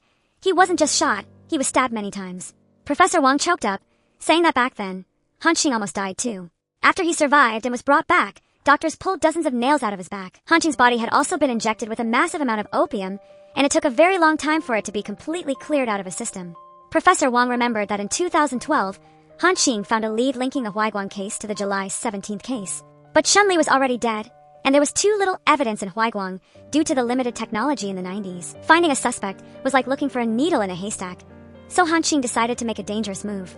He teamed up with Chief Yao to go on TV to lure the enemy out, but Professor Wang didn't want his student risking his life against a serial killer who had been walking free for over 10 years. Yao Wei had to give his word to Professor Wang that he would have people follow closely to ensure Hanqing's safety. To provoke the killer, Hanqing had a red suit custom-made. He went on primetime TV to dissect the killer's personality. Sure enough, after poking right at the other guy's psychological flaws, Hanqing successfully got the fish to bite. Yao Wei listened to the situation through a recording device hidden on Hanqing while having people tail him. But Han Qing noticed from the eyes of the 3 kidnappers that none of them were the real killer. It was because Qi Yan was directing the distraction plan from a distance, which went perfectly and helped him successfully snatch Han Qing. Just because he didn't give the order in time, Yao Wei missed the chance to catch the July 17th criminal and also lost track of Han Qing for 72 hours. By the time Professor Wang arrived in pain to demand his student back, they found that the pocket watch wasn't in the car. It was a keepsake that Han Qing always carried with him, and he was so afraid of losing it that he had even installed a GPS tracker on it. After 6 days of being tortured, Han Qing's body had no strength left. Qi Yan advised him not to wait for the people who had abandoned him. As long as Han Qing was willing to be Qi Yan's friend, he would let him die comfortably. Han Qing used every last bit of his strength to grab the pocket watch, and sure enough, it activated the tracking system. His resistance made Qi Yan even more insane. He promised that Han Qing would never have the girl in the photo. After Yao Wei found Han Qing using the GPS, his internal organs were already showing signs of failure. No one knows how Han Qing survived those 6 days. All they saw was that he had to spend 2 long years in the hospital for grueling treatment. Back to seeing Han Qing peacefully reading a book, Zhou Jin asked him to help dry her hair. Han Qing gave a slight nod, then stood up to get the hair dryer for his wife. He realized she was staring at him and asked what she was looking at. "Jiang Hanqing, why do you just calmly say it was a close call when facing Qi Yan?" "Jiang Hanqing, you weren't even the detective in charge of the Huaiguang and July 17th cases. Why did you have to risk your life for others like that?" "Jiang Hanqing, when exactly did you start liking me?" "Zhou Jin, I love you. Right from the first time we met. I already wanted to be with you." Hanqing's confession broke down all the walls in Zhou Jin's heart, making her willing to be his wife in every sense of the word. Meanwhile, Jiang Qing scheduled a meeting with Yao Wei. He wondered how much longer he had to stay undercover after hiding for 5 years. Yao Wei questioned Jiang Cheng about having a hand in Lai San's murder of Meng Ling. Jiang Qing clarified that he told Huang Song to help Lai San handle the body just so the police would find it sooner. He reported that Xiaoyu would soon be moving a large shipment along the Xinhai route. He hadn't confirmed the time and place yet, but he heard that Lao He would personally supervise it. He would try to make Xiaoyu choose him, so he'd have a chance to get close to Lao He. He was determined to grab this one and only chance, just hoping that when it's over, he can go home safe. Yao Wei warned Jiang Cheng not to cross the line, just to climb higher. Jiang Cheng then wondered what the line even was. Over the last 5 years, he had almost died several times on the way to the hospital. Ever since he was a kid, Jiang Cheng had been an orphan. Zhou Jin's family was actually the one who raised him. Because Zhou Chuan died tragically in the July 17th case, he volunteered to be an undercover cop in the enemy's hideout. He's kept fighting to stay alive until now, just because he didn't want to make the people who care about him cry. Right when the phone rang, Jiang Cheng immediately caught the person eavesdropping. Turns out it was his right-hand man, Xiao Mao. Jiang Cheng guessed that Xiaoyu bribed Xiao Mao to spy on him, so he forced him to confess right then. But Xiao Mao would rather risk his life than go to jail. Yao Wei rushed over to stop Jiang Cheng, but he knew when to stop. While taking his wife to work in the pouring rain, Jiang Hanqing carefully held an umbrella for her. Right then, Zhao Peng walked by and wondered why someone who once chased a thief through 8 blocks suddenly didn't know how to open a car door after getting married. He joked that Professor Jiang Hanqing should control his wife so she wouldn't bully the weak, but Jiang Hanqing said he was one of the weak ones himself. On the way to check the crime scene, Zhou Jin accidentally brought up some things from high school. She said that if Jiang Hanqing hadn't moved away back then, she definitely would have asked him to tutor her. Jiang Hanqing paused for a second, silently watching the girl in front of him. Even though the rain was pouring down hard, as long as he walked behind her, he still saw the bright sunset from years ago in his eyes. Inside the bar, Zhou Jin started reenacting Zhao Zhao's actions based on what the witnesses said. That night, Zhao Xiao had a lot to drink. She left her friend to keep partying, while she went outside alone to get some air. Right then, the killer showed up and took Zhao Xiao home. Zhou Jin analyzed that a person only imitates family, friends, or someone they look up to. Jiang Hanqing said the task force had investigated Qi Yan's relationships before, but they didn't find anything except his mother's name and the name he gave himself. Zhou Jin thought that copycat criminals are usually inexperienced and clumsy. But the killer calmly fixed the dress and tied the bow, even showing off new signatures as a way to brag about his work. This isn't the 90s anymore. She was afraid he might be an upgraded version of Qi Yan. Zhou Jin saw her husband looking worried, so she took his hand to go home. She urged him to get into the passenger seat and buckle his seatbelt, so he could take a nap until they got home. But the fear of losing the person he loved was always on Jiang Hanqing's mind. He remembered the year he went back to find Zhou Jin, but only ran into her brother. When Zhou Chuan heard that Jiang Hanqing had just graduated from the police academy, he treated him like a younger brother from the same school. Zhou Chuan said his sister was very stubborn, and once she liked someone, she wouldn't accept anyone else. To make up for his sister's behavior, Zhou Chuan decided to give the pocket watch to Jiang Hanqing. Even if he couldn't be with Zhou Jin, she would always be the brightest sunset in his life. But Qi Yan used her like a weapon, gradually breaking down his psychological defenses. Jiang Hanqing woke up with a start and quickly grabbed Zhou Jin's hand. He suddenly thought that there might still be some hidden info he missed during those 6 days in the warehouse on the 17th. So he wanted to try hypnosis. "Jiang Hanqing, I'm worried about you. If it doesn't work out, don't push yourself too hard." At dawn, a car caught fire and plunged into the river. Jiang Cheng said he had stuffed Xiao Mao into that car. He questioned why the boss bribed Xiao Mao to spy on him in the first place. Xiao Yu said that people in dangerous jobs have to be extremely careful because Lao He is going to personally supervise the shipment, so nothing can go wrong. Xiao Yu wondered if Jiang Cheng was really not hiding anything. He mentioned the name Zhou Jin, which made Jiang Cheng freeze for a second. He calmly warned that if anyone dared to touch her, he would deal with them. Jiang Cheng said that years ago, it was Zhou Jin who got him arrested while he was naked, and even now, she still looks at him like trash. If he couldn't have her, he would personally destroy her. Xiao Yu comforted Jiang Cheng and reminded his subordinate to prepare well for the upcoming shipment. Having received a tip-off to close the net at Jin Harbor, Yao Wei planned the operation with Captain Tan. He said that last year, thanks to Han Qing, they found the hiding place of the July 17th criminals. He originally intended to catch them alive, but they fought back desperately.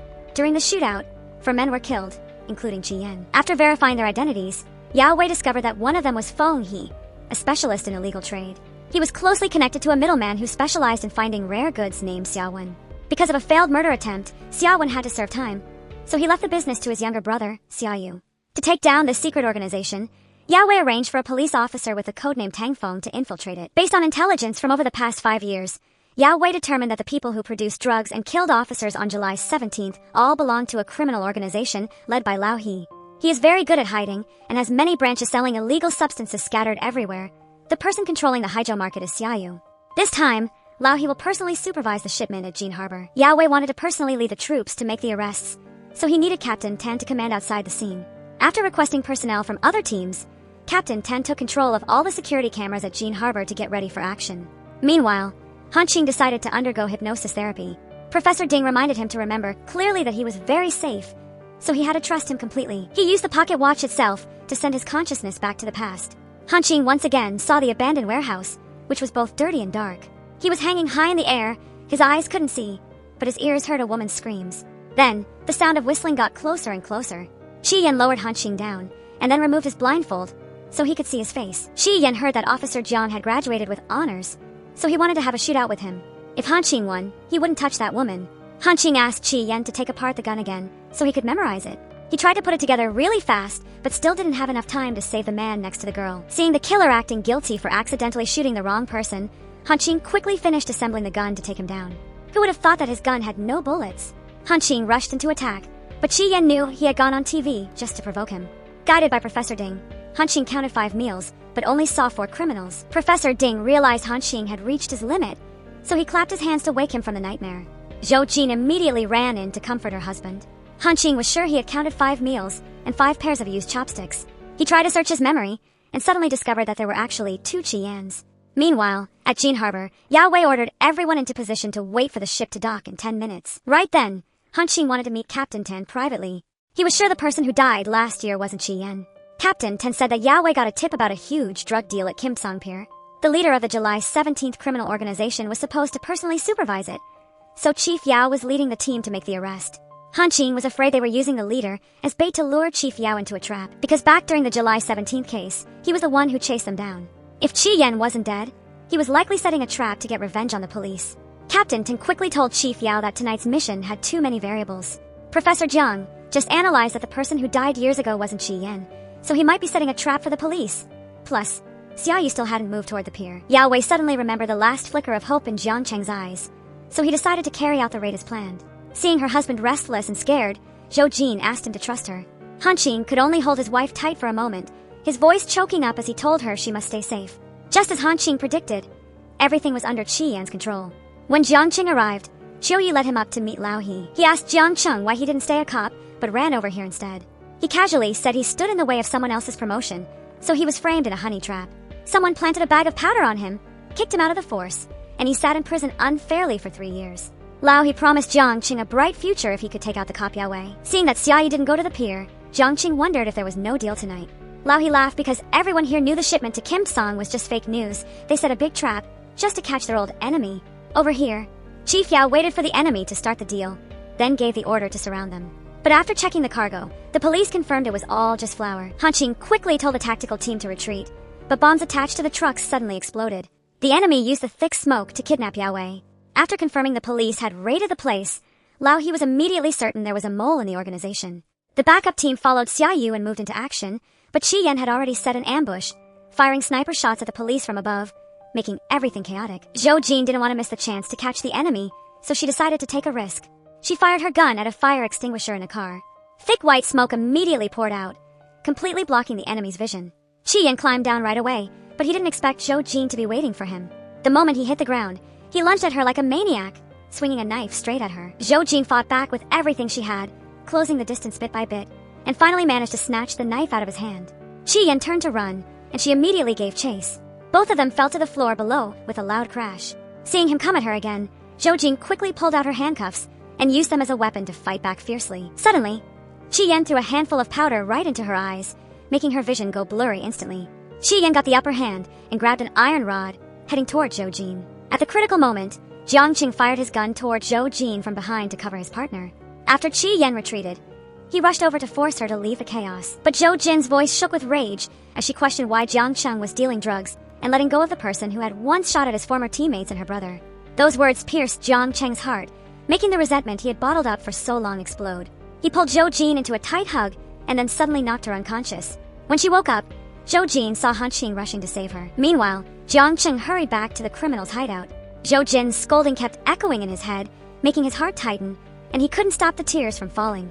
In despair, he tremblingly put the gun to his head, wanting to end it all.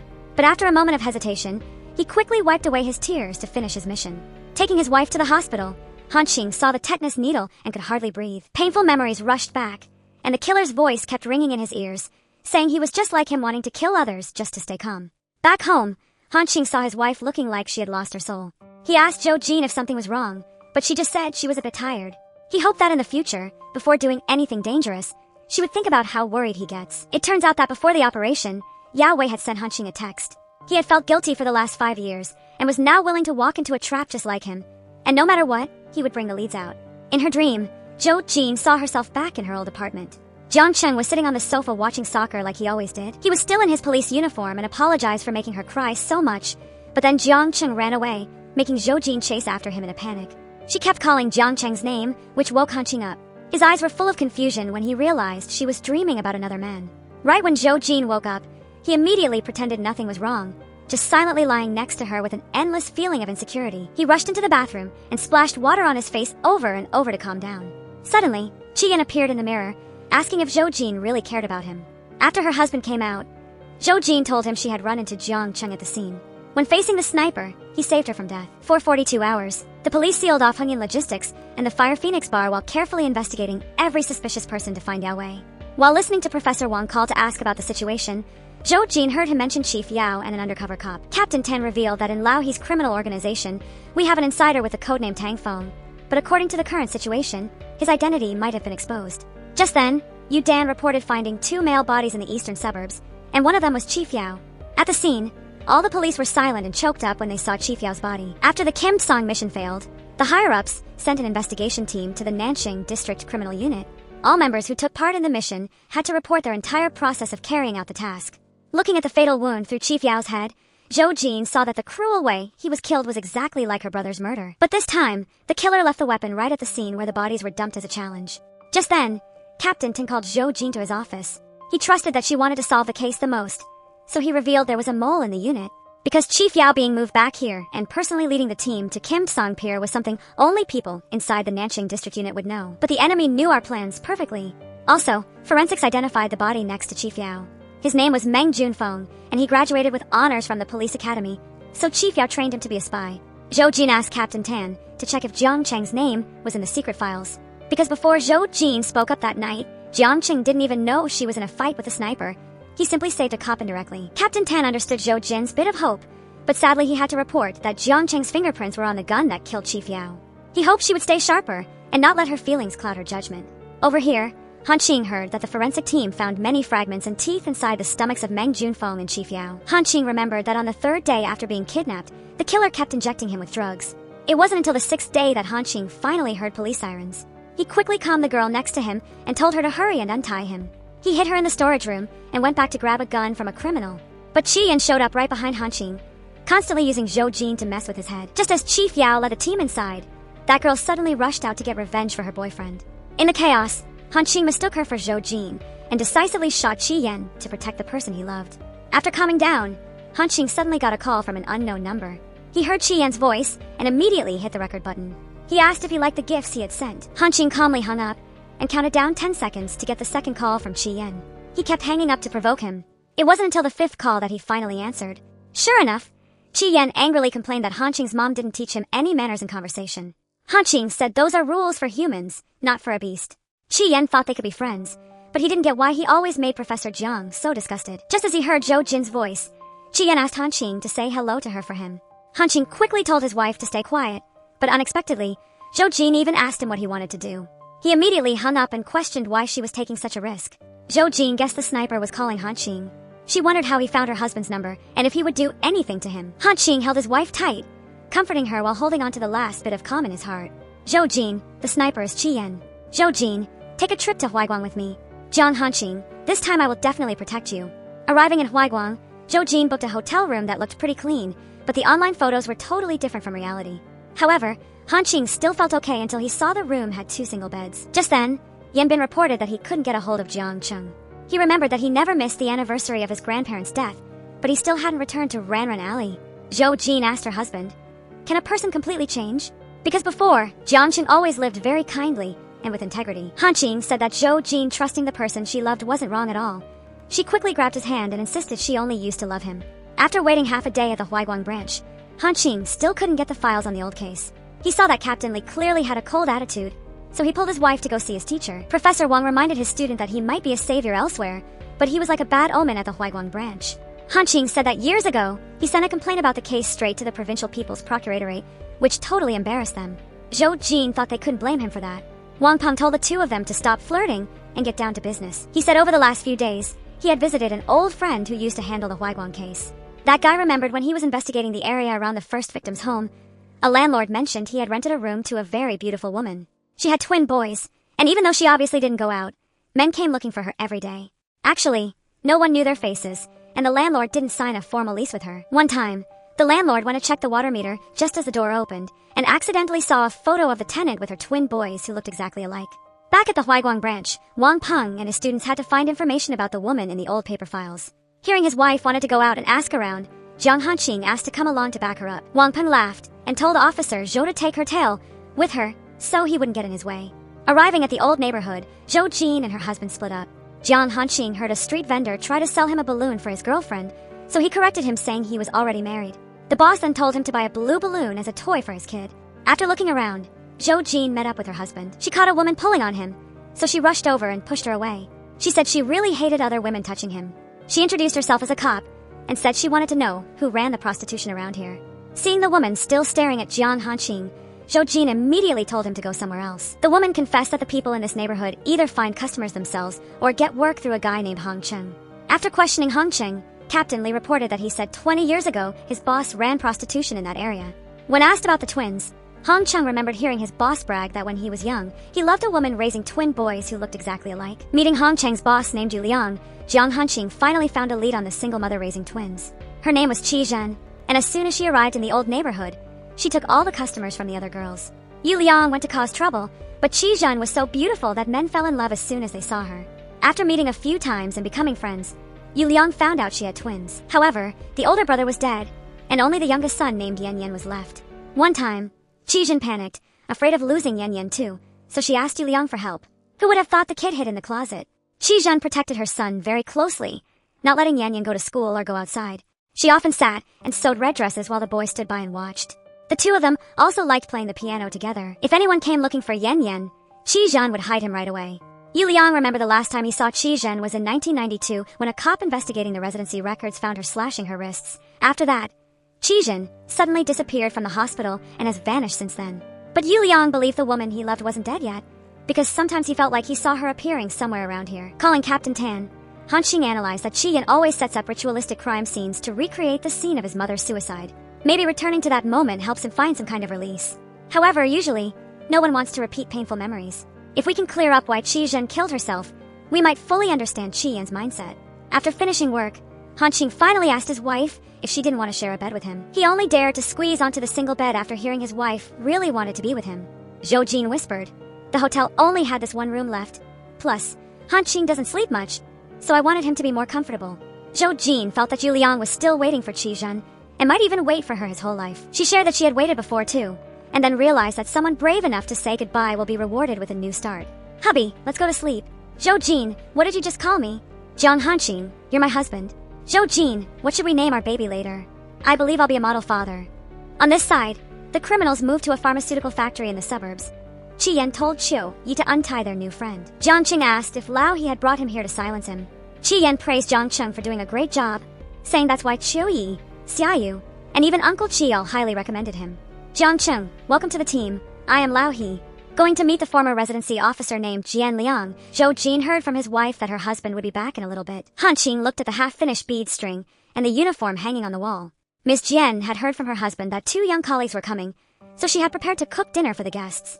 In the kitchen, Miss Jian poked around, asking Zhou-Jin why she came all the way from Haizhou and what case she was really investigating. Her eyes suddenly changed as if she were afraid of something. Outside, Hanqing looked at the photos on the wall, the piano, and the sewing machine in the corner. He connected the dots with his analysis that the killer had mother-son relationship problems since childhood and might have even been abandoned and abused by her. Also, according to Yu Liang, Qi-Zhen liked sewing and playing the piano, and the residency officer had taken Qi-Zhen to the hospital. But when Yu Liang went to visit, she was no longer in the hospital room. Plus, Qi-Yan intensely hates the police. Just then, hearing things breaking in the kitchen, Hanqing rushed in to give first aid to the burn on his wife's hand. Miss Jian apologized for her hand slipping, and then urged the 2 of them to go to the hospital and get checked. Zhou-Jin started to get suspicious, so she asked for Ms. Jian's full name. Sure enough, she panicked so much that she grabbed a knife and chased the 2 cops out. Hanqing saw the cuts on her wrists, and immediately confirmed that all his guesses were right. Qi-Zhen, if you want to keep your current life, put the knife down and don't provoke me. Qi-Zhen begged the 2 of them not to say anything to her husband. She guessed they were just faking being cops, sent by him to catch her and her son. She wanted to tell him that she had strangled her son a long time ago. She shouldn't have pinned her hopes on a child with dirty blood. He was worse than a beast. Zhou-Jin had to show her badge and said her son was involved in a very serious case. Unexpectedly, as soon as Qi-Zhen heard her son's name, she lost control. She would rather die than hear any news about him. Jiang Hanqing immediately grabbed the knife from Qi-Zhen's hand, but he got hurt in the process. Just when they heard Jian Liang's voice, Jiang Hanqing quickly took off his shirt to wrap it tightly around his hand. Inside the house, seeing the messy kitchen and his terrified wife, Jian Liang wondered if something had happened. Zhou-Jin claimed she planned to help but accidentally broke a pot. Jiang Hanqing asked for permission to take his wife to the hospital to check her burn. As soon as they got in the car, Zhou-Jin scolded her husband for being reckless enough to grab the knife. But Jiang Hanqing understood clearly that if he hadn't acted in time, she definitely would have disregarded the danger and done the same thing. Over here, Qi-Yan thought about the days he was still with his mother. Whoever dared to touch her, he would beat them within an inch of their life. After every time like that, Qi-Yan would make his mother play the piano for him. One time she suddenly attacked him. When he woke up, Qi-Yan saw his mother lying motionless right next to him. At that moment, Officer Jian rushed in and carried his mother to the hospital. Finally, after 5 long years, Jiang Cheng set foot in the enemy's final lair. Meeting Lao He, Jiang Cheng didn't expect they produced and consumed everything themselves. Lao He thought that high-quality ingredients only needed simple cooking, but the difficulty was in the management. Currently, Qiba was getting old, Qiu-Yi needed to be with Lao He, and Xiaoyu was busy with his own work. Therefore, Lao He needed someone to stay here and ship goods in his place. Jiang Cheng agreed because he had nowhere else to go. Lao He immediately gave Jiang Cheng a phone to contact him and the buyers. Additionally, the phone was linked to a bank card that could be used freely. Jiang Cheng, from now on you are Lao He, because this is just a brand, and buyers only trade through Lao He. Whoever ships the goods, that person is named Lao He. Jiang Cheng, you are a part of my life. If you die, it will be the biggest loss for me. Jiang Cheng wondered if the Qi-Yan, who died last year, was also one of his lives. He only replied that he chose Jiang Cheng, while Heaven chose Qi-Yan. Jiang Cheng didn't want to be a fool anymore, so he set a condition that he must be allowed to transport a small shipment first to test the route. Besides, he couldn't live without the internet and still had to play cards, play games, and eat hot pot every day. Looking at the 2 bandaged arms, Wang Peng blamed himself for not going with them. Jiang Hanqing believed that Qi-Yan's brother didn't die early as Yu Liang said, but lived until 5 years ago. Although Qi-Zhen would rather die than speak a word, Qi-Yan's image was no longer blurry. He had an older brother who died for him, a mother who was terrified of him, and a father she treated like a beast. Zhou-Jin thought Qi-Yan could easily find his mother, but he still let her live a quiet life with Jian Liang. Wang Peng guessed that he couldn't bring himself to kill his own mother, so he found scapegoats instead. Based on Qi-Zhen's panic, Hanqing believed she wasn't living in peace but was under high pressure for a long time. He suspected Qi-Yan committed evil acts to torment his mother because she once tried to strangle him. Meanwhile, Captain Tin found a message sent to Chief Yao's old phone. The content showed the betting odds for an English Premier League match. When Zhou-Jin returned, Captain Tan reported they couldn't find anyone named Qi-Zhen. After being saved by the Women's Federation, Jian Liang's wife said she had amnesia. So, we can't track down her relationships. However, last night, he found that Chief Yao's old phone received a text about soccer betting odds. He suspected that Tang phone wasn't the dead Meng Jun phone. He is still hiding, and using the time and location as a signal to contact the unit, because before the mission, Chief Yao gave this phone to Captain Tan. He only said if Tang phone was still alive, he would definitely contact this number. Plus, the foreign betting site was a simulation created by Chief Yao himself. Zhou Jin suddenly remembered how she used to take maps to play hide-and-seek with Jiang Cheng when they were kids. Sure enough, she decoded the coordinates to the Healy Reservoir. Captain Tan was afraid of a wrong deduction, so he wanted Professor Hanqing to join in. At the university, the dean wanted to promote Hanqing to a full professor ahead of schedule. Just as Zhou Jin called, Hanqing answered and softly said, "Hey, honey." Unexpectedly, Captain Tan was holding Zhou Jin's phone to ask Professor Jiang to come to the office for a visit. After hearing how Zhou Jin decoded the signal, Hanqing wasn't sure if the info was correct. Because just like the Kim Song mission, they could use Tang phone to send fake info to the police. Captain Tan was also afraid the Kim Song tragedy would repeat. If Jiang Cheng really was Tang phone, why were his fingerprints on the gun that killed Chief Yao? Zhou Jin was sure only Jiang Cheng would mark a map like that. If he wasn't setting a trap, he definitely wanted to report important news to the police. So she asked to go to the meeting point. Because at the very least, Jiang Cheng wouldn't kill her. Hanqing immediately reminded Zhou Jin not to be so overconfident. At Healy Lake, Zhou Jin immediately recognized Jiang Cheng. However, there were many people watching around. Captain Tan waited for them to finish the deal before starting to move. He told Zhou Jin to appear in Jiang Cheng's view, but not to make contact with him. After spotting Zhou Jin at the meeting point, Jiang Cheng immediately packed up to go. He secretly threw a lighter where she was sitting. Inside was a note to wipe out the mole in the unit. Seeing the criminal organization confidently trading illegal drugs, Hanqing guessed their situation was quite stable. So instead of breaking their confidence, we should focus on finding the leak inside. However, we must not alert the enemy, so we can use him to feed back reverse information. Captain Tan immediately narrowed down 3 people who knew about Chief Yao's mission first, including Lu Liang, Lu Pengfei, and Zhao Ping. Hanqing suggested setting up an operation targeting Lao He to make the mole panic. He heard Captain Tan trusted Wan Song, so he told the 3 of them to split up and lead their own teams for the operation. While the mole still doesn't have a clue, let's cut off his ability to contact anyone outside. The 3 of them went to 3 different places to bust Lao He's deals, questioning people and verifying everything as if it were for real. If things go smoothly, Lao He's group will get some kind of tip-off. As long as Jiang Cheng hears it, he'll definitely know we're catching the mole to keep him safe. Once Jiang Cheng reports back on which car Lao He got the info from, we'll know that car has the suspect. If Jiang Cheng doesn't act, it proves his loyalty might not be on our side. Hanqing told Captain Tan to just identify the mole for now as a precaution, because he might still be useful before we close the net. To start the plan, Captain Tan took everyone's phones before sharing the secret info. He said that around dusk, we'll launch an emergency joint operation with the SWAT team, because according to the latest intel, an illegal deal is brewing in Haizhou. The SWAT deputy captain, Huang Xian, will divide the groups. Car number 1 has the suspect, Lu Liang, led by Captain Tan. Car 2 has the suspect, Lu Peng, led by Wan Song. Car 3 has the suspect, Zhao Ping, led by Zhou Jin. Deputy Huang said the deal is at 8 p.m., but the exact location is still being confirmed. Before getting in the cars for the mission, Lu Liang and Zhao Ping both asked to go to the bathroom. Throughout the whole bust, Zhou Jin watched Zhao Ping's every move. As soon as they got back to the station, Lu Liang quickly grabbed his phone and asked to go home for something. Lu Peng asked Zhou Jin's team where they went, but Yu Dan reminded him not to talk about the operation in private. Out of the 3 suspects, Zhou Jin noticed that Zhao Ping seemed to have vanished since they got back to the station. Sure enough, Lao He's organization got word that the police just busted a deal on the Taidong Bridge and caught 3 of Xia Yu's men. But Xia Yu insisted there was no deal tonight, so he guessed someone was using his name to sell stuff. Over here, Jiang Cheng just finished a deal. Right when Chiba called, he used the excuse that it was in the way to take off his blindfold. He heard Chiba ask if he went to the Taidong Bridge, so he figured out what the police were up to. Finally, Captain Tan got the feedback he was waiting for from Jiang Cheng. He immediately decoded the signal as a meeting at the Jinyuan agricultural market. Dressing as a chicken vendor, Zhou Jin skillfully appeared in Jiang Cheng's view. He used the excuse of craving chicken to go over and ask what really happened at the Taidong Bridge. Captain Tan just said it was handled very cleanly and neatly.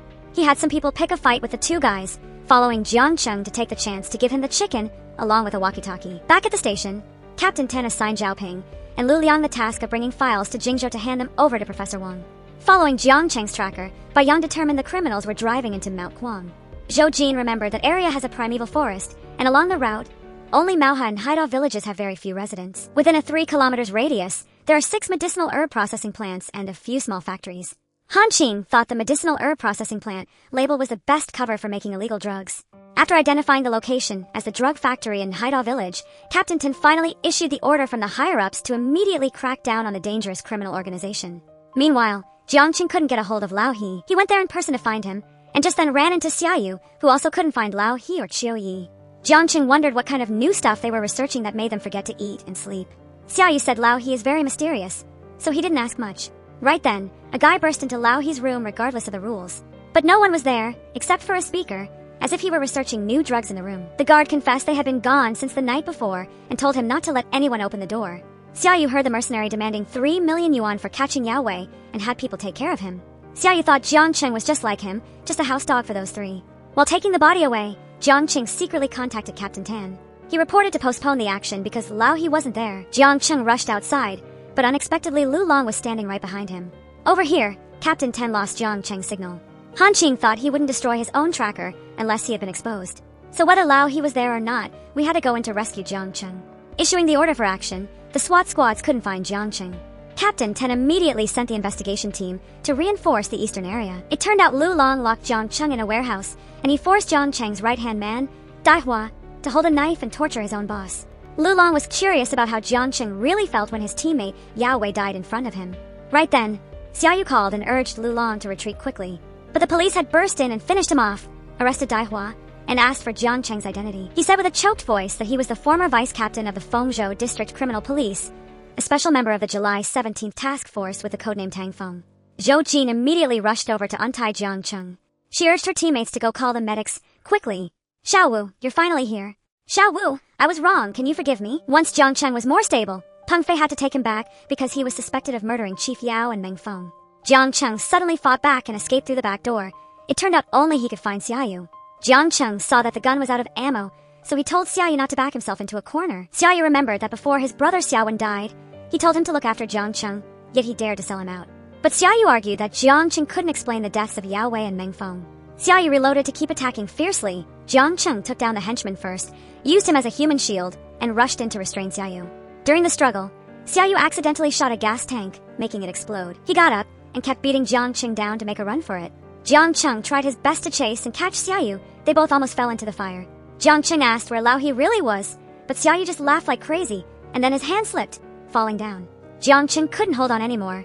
Right when Zhou Jin came to pull him up, seeing him totally drained, she screamed for her teammates to help. Han Qing stood silently watching from a distance, his eyes heavy with emotions he couldn't put into words. Meeting Zhou Jin at the hospital, Captain Tan said that because of their special relationship, she wasn't allowed to be part of the investigation into Jiang. He reminded her to check on Professor Han Qing because he had a fever earlier and asked to go home early. Going home and seeing clothes and beer cans scattered all over the floor, Zhou Jin stood quietly waiting for her husband to finish showering. She scolded him for drinking too much and reached out to check his temperature. Han Qing asked his wife what she came back to pack so he could help, but she said she just came back to take care of him. Zhou Jin made her husband hold the thermometer and scolded him for drinking and showering late while being sick. Han Qing, do you think you're invincible? Seeing his hair was still wet, Zhou Jin immediately dried it for him. Han Qing leaned his head on her lap, wanting to find some peace to calm the anxiety rising inside him. Watching his wife cook in the kitchen, Han Qing asked if she wasn't going to the hospital. Zhou Jin said she just got back from there. Jiang was fine and had plenty of people looking after him. Han Qing walked up quietly and hugged his wife tightly from behind, rubbing his head on her shoulder like a kitten looking for warmth. Hearing the water boil, Han Qing finally let Zhou Jin go. He said she could talk about Jiang because he wouldn't mind. Right after saying that, he bit her shoulder gently. Zhou Jin, are you mad? Zhou Jin, you can bite me back, or say and do whatever you want. You don't need to worry about whether I can take it, because husbands and wives shouldn't be formal. You can let loose as much as you want. Han Qing, that actually hurt. Honey, it's my fault. I was just being too greedy. Over here, Qi Yan punished Qiu Yi for not investigating Jiang properly. He even suspected she had feelings for him, so she purposely hid the truth. Qiu Yi suddenly tried to attack Qi Yan with a needle, but he just laughed softly, saying no matter how big a mistake she made, he would always forgive her. 3 days later, Zhou Jin interrogated an inmate who shared a cell with Jiang. He said from the first day Jiang entered prison, everyone knew he used to be a cop. Since every criminal hates cops, they took their anger out on Jiang. But he took it well, never complaining or fighting back until a relative came to visit. Zhou Jin remembered telling him then that she had returned everything from the engagement party and would forget the promise she once made to him. Since Jiang's mental state was very unstable, Captain Tan had to call Zhou Jin to the interrogation room where Peng Fei acknowledged Jiang's credit for busting the illegal drug factory. However, the suspect has escaped, and Jiang refuses to give an account of Chief Yao's death. Jiang repeated once more that he would only talk to Zhou Jin. Outside, Zhou Jin argued that if Jiang had a problem, he wouldn't have provided intel to the police. The deputy captain of a criminal police, named Lu Shan, wondered why Jiang Cheng specifically named Zhou Jin. She had to say she almost married Jiang Cheng. Unexpectedly, Han Qing was also invited to the interrogation room. He softly reminded his wife she didn't need to worry about him. Zhou Jin immediately asked to go meet Jiang Cheng, also promising she wouldn't let personal matters affect her work. Han Qing asked to meet privately with Deputy Liu and Captain Tan. He used his personal reputation to guarantee his wife would keep her personal and professional life separate. Sure enough, only when meeting Zhou Jin did Jiang Cheng's mental state gradually stabilize. However, Han Qing was also in the room. Jiang Cheng shook hands to greet the rich kid from house number 23, and then turned to ask Zhou Jin if she was planning to charge him with Chief Yao's murder again. Jiang Cheng, I believe you. As long as you are willing to tell the truth, I will help you. Xiao Wu, you really have changed a lot. Seeing Jiang Cheng about to touch Zhou Jin, Han Qing immediately caught his hand. Zhou Jin hoped Jiang Cheng would cooperate because there wasn't much talking time left. Jiang Cheng asked her if she told her husband they loved each other for 7 years and were even engaged. Han Qing reminded Jiang Cheng that he used his personal name to arrange this meeting. There was no one outside, and the cameras in the room were turned off. After hearing this, Jiang Cheng immediately let his guard down. He questioned which mole had harmed Chief Yao. He said for these past few years, he had been working under Xiaoyu. He used to give Chief Yao recorded videos of illegal transactions and their financial records. Every time there was new evidence, he hid them in a safe at Guangxi Bank. Now that his identity is exposed, Lao He will definitely take action, so everyone must quickly find the evidence before him. Jiang Cheng revealed Qi Yan is actually Lao He, but those close to him call him Wen Lang. His movements are very mysterious. However, he always brings Qi Ba and Xiu Yi along. They don't actually need to import illegal drugs because Lao He has complete production techniques in his hands. Jiang Cheng had provided all the intel and only requested to quickly have his police identity restored to catch Lao He himself. Xiao Wu, I absolutely did not do anything to betray my faith. Throughout these 5 long years, I could grin and bear anything just to get through it. But from now on, I don't want to be criticized behind my back by people on my own side anymore. Xiao Wu, during this time I had to carry out a mission, so I made you feel sad. Sensing the atmosphere go quiet, Han Qing softly reminded his wife to go outside and report to the superiors. Jiang Cheng remembered warning Han Qing before to stay away from Zhou Jin. He said he wasn't someone who was born with everything, so he wouldn't easily give up the things that naturally belonged to him. Han Qing reminded him that before his police status was restored, Jiang Cheng should best not look for Zhou Jin, because today Jiang Cheng was only able to meet her thanks to him. Jiang Cheng, from now on, don't use the fact that you were an undercover to tie down Zhou Jin anymore. Reporting to Captain Tan, Zhou Jin thought that Chief Yao intentionally arranged for Jiang Cheng to go to prison to get close to Xiaowen, so that he could work for Xiaoyu after being released. Captain Tan also trusted Jiang Cheng because the secret files had been decrypted. He said Tang Feng's security clearance was extremely high and would only be opened if he died or successfully returned. That's why we couldn't find his name for such a long time. However, Jiang Cheng still had to explain the fingerprints on the gun that killed Chief Yao. Waiting for his wife to come out, Han Qing asked her if she was going home. Zhou Jin reached out to check her husband's temperature on his forehead and felt relieved when she saw his fever was gone. Han Qing, let's go home together. Zhou Jin, are you very tired? Even though Zhou Jin said she was fine, her back as she walked away made his heart ache. While showering, Zhou Jin was so distracted that she dropped a cup. Han Qing took his wife out and gently disinfected her wound. Han Qing, I'm so tired, so much that I just want to find a place to hide away. It turned out that years ago, because he wanted to celebrate his sister's birthday, Zhou Chuan swapped shifts with someone else. Because of that, he joined the July 17th mission and was murdered in a very tragic way. When receiving the body, Zhou Jin didn't even dare to look at her brother's face one last time. During the time she was most depressed, Jiang Cheng kept changing into a terrible person. But in the end, the person in the wrong was her. Jiang Cheng lied for 5 whole years, while she believed him that entire time. Han Qing, did I let him down? I feel so bad. And I even feel like I'm at fault toward everyone. Zhou Jin, just sleep peacefully. I will be by your side. Han Qing secretly remembered how for all these years, he only dared to stand behind her, silently longing for a chance to hold Zhou Jin's hand. He once thought God was merciful for giving him a chance, but he didn't expect it would put her in such a difficult spot. The next day, Captain Tan Ming sent Zhou Jin to get the evidence from Chief Yao's safe. He pointed out the exact spot on the 7th floor of the Hongtian building, saying the USB was in the 3rd column of the 5th row. Sure enough, Captain Tan Ming lured them all inside. He saw the safe was empty and tried to run right away, but it was too late. Zhao Ping looked at Zhou Jin and wasn't too surprised. He guessed everyone had known for a long time. Zhou Jin told Zhao Ping to get back to the station, but he knew he had nowhere left to go. He said he did it all for the money, and that if he got the evidence today, he'd get 1,000,000 yuan in an overseas account. Zhou Jin didn't believe Zhao Ping was the greedy type, because she had seen with her own eyes how hard he worked to solve cases all these years. But Zhou Jin, sometimes a bolt from the blue is enough to change someone's whole life. Zhou Jin, the July 17th case also forced my life in a different direction. It turned out that Zhao Ping was also part of the July 17th operation. While chasing the criminals, he unexpectedly ran into his own brother, Zhao Ning. Because of his own selfishness, he asked a teammate to look the other way so he could let his brother go from the crime scene. But to protect his brother, Zhao Ping only dared to say he sold info for money. Zhou Jin only wanted to know what he saw when the criminals tortured her brother to death. Zhao Ping called Zhou Jin a fool because the July 17th case was just a cover-up for the real reason Captain Zhou Chuan was killed. But he was never going to let her know the truth. Zhou Jin, I really looked up to Captain Zhou Chuan. I even wanted to go to your wedding. As soon as he finished speaking, Zhao Ping let go and ended his life in a split second. Going home and seeing her husband asleep on the chair, Zhou Jin quietly closed the book and gently snuggled into his lap. She whispered, "Today was so long, so I need to recharge a bit from you." She was craving hot noodles with eggs and canned meat, but she wanted to hug him even more. With a choked voice, she told him that Zhao Ping would rather kill himself than confess anything. She blamed herself for being so focused on her brother's case that she overlooked the people around her. After getting the evidence from Chief Yao Wei's safe, the tech team confirmed the contents hadn't been tampered with, including many photos related to major cases like human trafficking and smuggling.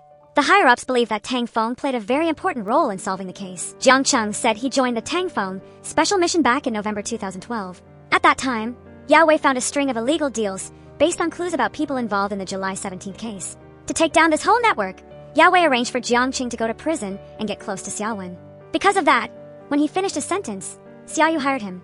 It took Jiang Qing 5 years to fully understand their organization. In that network, Lao He controls the entire massive trade line.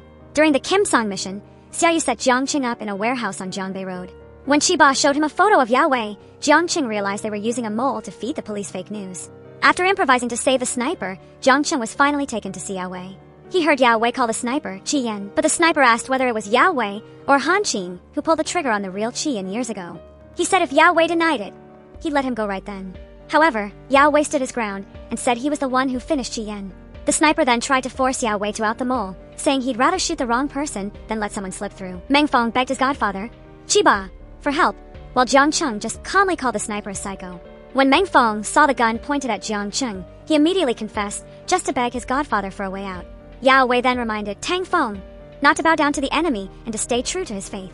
Chiba was furious and tortured Meng Feng. At that moment, looking at Yao Wei, Jiang Cheng realized Meng Feng had outed himself just to protect him. Jiang Cheng finished his report, insisting he didn't kill them. He said he only left fingerprints when he was told to handle the bodies. After talking it over, the department leaders acknowledged Jiang Cheng's big contribution to the drug investigation. Since there wasn't enough evidence, they dropped the charges against him for the deaths of Yao Wei and Meng Feng. Waiting for Jiang Cheng outside the station, Mr. Zhou was angry but couldn't bring himself to hit the kid he saw as his own son. Jiang Cheng hugged his dad tight, apologizing for making the whole family worry. But that reunion made Han Qing feel a bit left out. When she went to see her parents, Zhou Jin finally saw Jiang Cheng back in his police uniform. But the way she looked at him seemed to have changed. It wasn't what he had hoped for. Calling Jiang Cheng into the office, Captain Tan told him the higher-ups had arranged a place for him to stay and a specialist to go with him. Since they hadn't caught the leaders yet, he couldn't fully get his job back and had to act as a key witness. Jiang Cheng gave a sarcastic laugh because he knew everyone was afraid he had turned bad while undercover. He accepted the plan on the condition that he could go home and have Zhou Jin monitor him. Over here, Zhou Jin called her husband to have dinner with her parents. But he made an excuse, saying his dad just got back from abroad, so he had to eat with him tonight. MS, Lin told her daughter she needed to balance work and family, and not let Han Qing always be the one taking care of her. Mr. Zhou also told her to go home early to have dinner with her husband's family. Finally, Jiang Qing was able to return to his old house. Looking inside, he felt as if he had been away for a whole lifetime. Zhou Jin took on the job of supervising specialist, so she had bought some daily essentials for Jiang Cheng before coming over. Seeing Zhou Jin arrange things so neatly, Jiang Qing asked her since when she had become someone with OCD. He suddenly paused because he guessed it was Professor Han Qing's style. Zhou Jin warmed up the food for Jiang Cheng while she had to head home for dinner. Xiao Wu, I never betrayed you. In the past 5 years, I haven't touched another woman. Jiang Cheng, it's not about that. Zhou Jin, so is it because of Han Qing? How long have you even been with him? What's so interesting about a guy like that anyway? Xiao Wu, do you like him now? What about me? Do you still like me? Zhou Jin's silence made Jiang Cheng's heart ache as if it were shattering. He could only ask why things were so unfair to him. Jiang Cheng, I have no way to keep liking you anymore. Zhou Jin, as long as you want, we can go back to the way things were. But Jiang Cheng, there is no us anymore. I know you did everything for me. I can help you with whatever you need. Zhou Jin, did you think I went undercover just to make you feel guilty? Xiao Wu, I only hoped you wouldn't cry anymore and could love me like before. Jiang Cheng, I'm sorry. Jiang Cheng laughed through his tears, because his love now only had an I'm sorry left. He admitted he was wrong for acting too well, to the point she thought they had really ended. Xiao Wu, I was the one who lost you. Jiang Cheng, it's all my fault. Seeing the one he loved in pain, Jiang Cheng had to wipe away his tears. He coldly told Zhou Jin to leave and warned her not to bring another man here next time. The door slammed shut between him and her, like a wall permanently separating them. Getting in the car, Zhou Jin composed herself and called her husband. But he turned off his phone, so she had to call her father-in-law. He said Han Qing told him his wife was busy, so they would reschedule the family dinner. On the way home, Zhou Jin noticed a car was following her. While she was distracted trying to lose them, she was suddenly hit by a truck. It turns out Qi Ba intentionally harmed Zhou Jin to take his anger out for Qi Yan. While unconscious, Zhou Jin kept calling Han Qing's name. Yu Dan waited for Zhou Jin to wake up and told her that Professor Han Qing was on his way. She praised Zhou Jin for reacting quickly, so the truck only hit the back of the car. Outside, Han Qing frantically asked which room his wife was in. The nurse said a delivery person left a package for him, and inside was a threat from Qi Yan saying, "I will hurt anyone Professor Han Qing protects." Going in to see his wife, Han Qing asked her if she was in pain. Zhou Jin looked at the worry in his eyes and said her whole body ached like she couldn't move anymore. However, Han Qing's reaction was a bit strange. Zhou Jin guessed Captain Ten had a big mouth with Han Qing, so she admitted she went back to the old house with Jiang Qing today. But it was because Jiang Cheng had no place to stay, and the unit only agreed to let him go back there for a while. She only helped clean for about an hour, and nothing really happened. Zhou Jin tried her best to explain to her husband, but unexpectedly, he praised Jiang Cheng's ability to take care of her. Han Qing, do you know what you're saying? Zhou Jin, I love you, but let's get a divorce. I'm really serious. Han Qing's decisiveness made Zhou Jin stunned.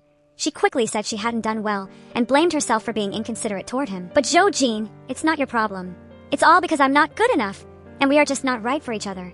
Han Qing, you haven't even asked me, and you've already decided we're not a good match. Zhou Jin, you're just used to having me around. Zhou Jin, if you knew Jiang Cheng was undercover from the start, would I have had zero chance at all? Han Qing, you can't be jealous like this.